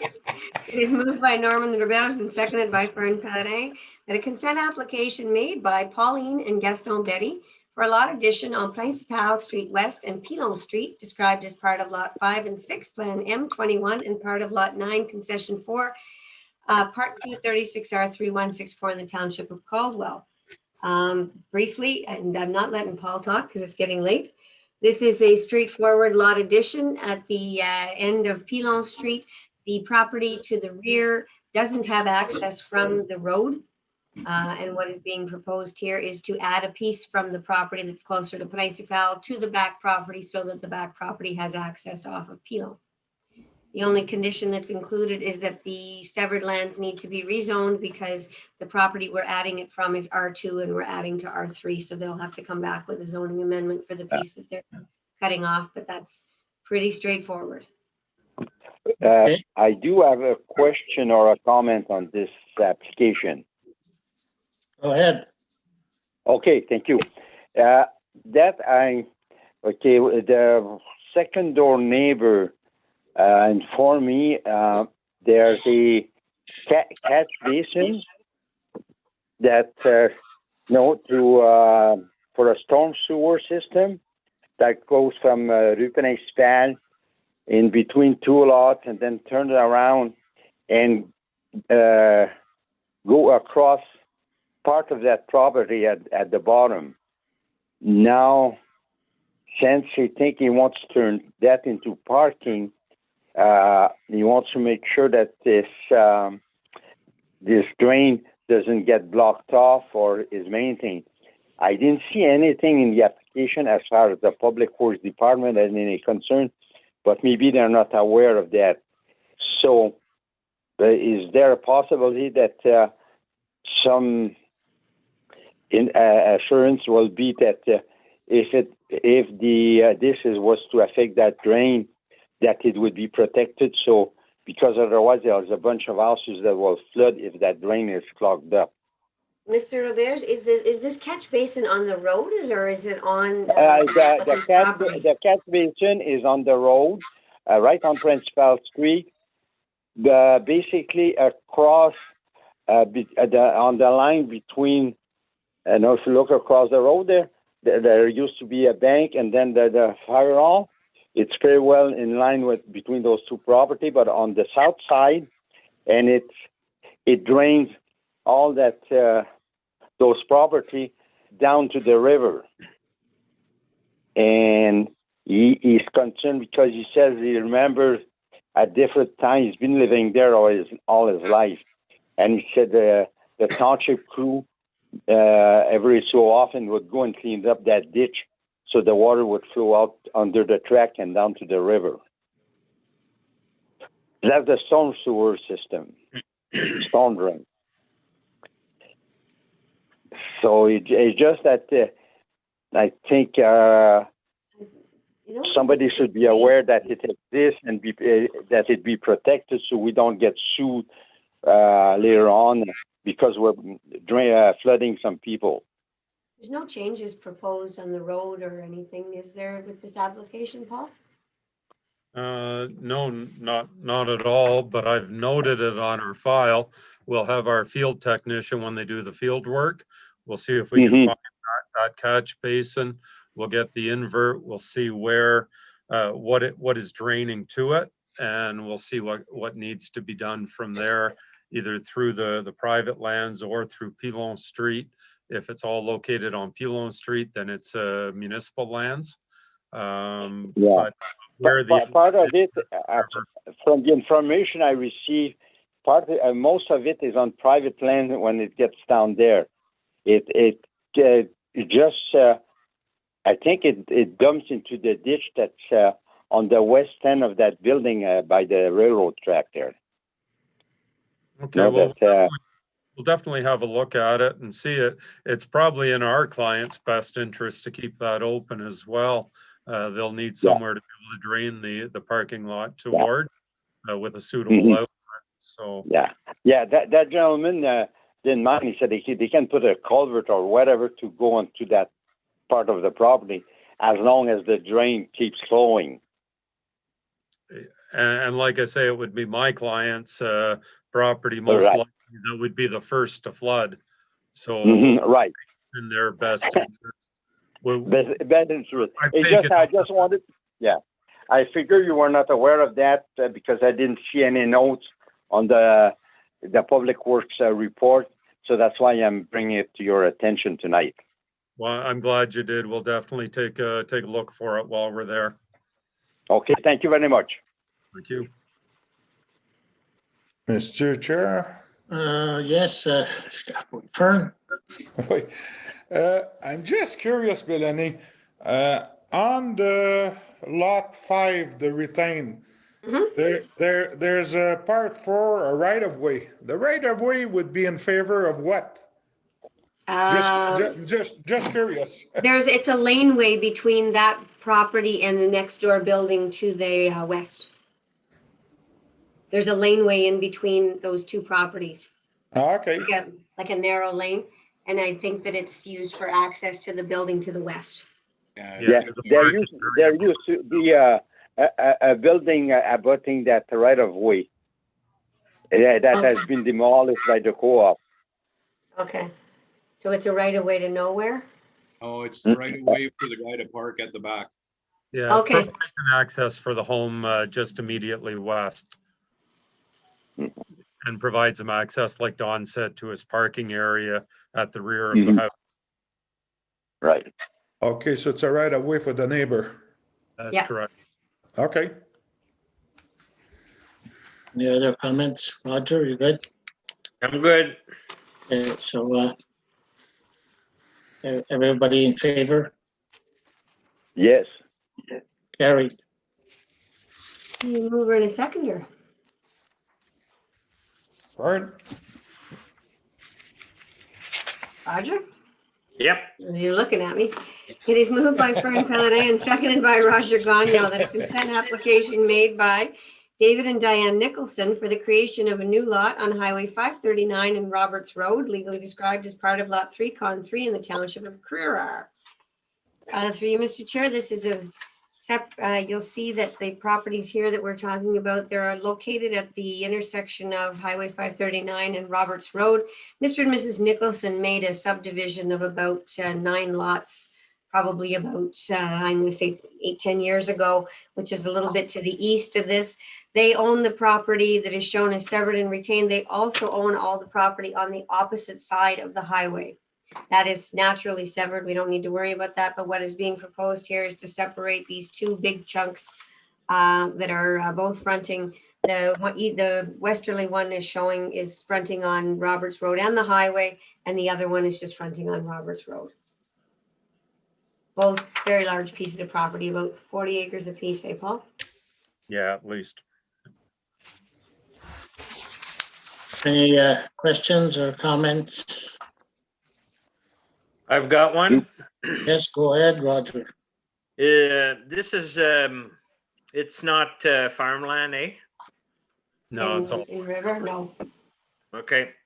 There's no, the only place that we have prime agricultural lands in the municipality of West Nipissing is Springer, McPherson, and Caldwell. That's good. I'm good. Okay, everybody's good? Yep. All in favor? Yes. Carried. Okay, would we like to go home? Mover and a seconder to adjourn the meeting. Roger. No, you don't get to vote, Paul. You just stay. sure. It is moved by Roger Gagnon and seconded by Fern Pelleday. Be it resolved that the West Nipissing Committee of Adjustment meeting be adjourned to January the 18th, 2021. All in favor? Yes. Thank you, everybody. Thank you, everybody. Appreciate it. All day, guys. Patience Okay, for those who thanks. sat through the long first meeting. Merci, merci beaucoup, Denis, là, m'avoir remplacé, là. Ouais, tu m'as doué là. Ah oui, je t'en dois une. OK, puis bon, joyeux Noël, puis bonne année à tout le monde. Aussi, là. Who's on OC? Ouais, je te dis. You too. OK, bye. Okay, that's it. Good night. Everyone. Good night. Bonsoir tout Hey, le monde. Melanie, Good Melanie, night. Oui. what happened to the appeal on November 26th there? The Mr. and Did we Mrs. get- Plount won. What's that? I forgot to, yeah, the Plounts won. Yeah, did we get an answer? The chair dismissed the appeal. Oh, yeah. Oh, Yep. On which part was that, Bill? That was the property at the corner of La Claire and Highway 17. The severance is by Alain and Céline Plount. Okay, The Land Planning Appeals Tribunal, they dismissed the appeal that was filed by Yvonne Baudry against the decision of the committee. I haven't received the written decision yet. When I get the decision, I'll share it with the committee in our next agenda for information purposes. I wanted to follow it and I forgot, of course. Yeah. That's good. Mr. Roberge was there for most of it. We were there for most of it, eh, Norm? Yes. And it, Oh. Did it last all day? half a day. A good half a day. Oh, Till geez. about started in the morning until about 1:30. Oh, geez, eh? Well, Paul was Well, there and he was that's good. talking and talking and talking. They just couldn't shut But down. I would recommend it.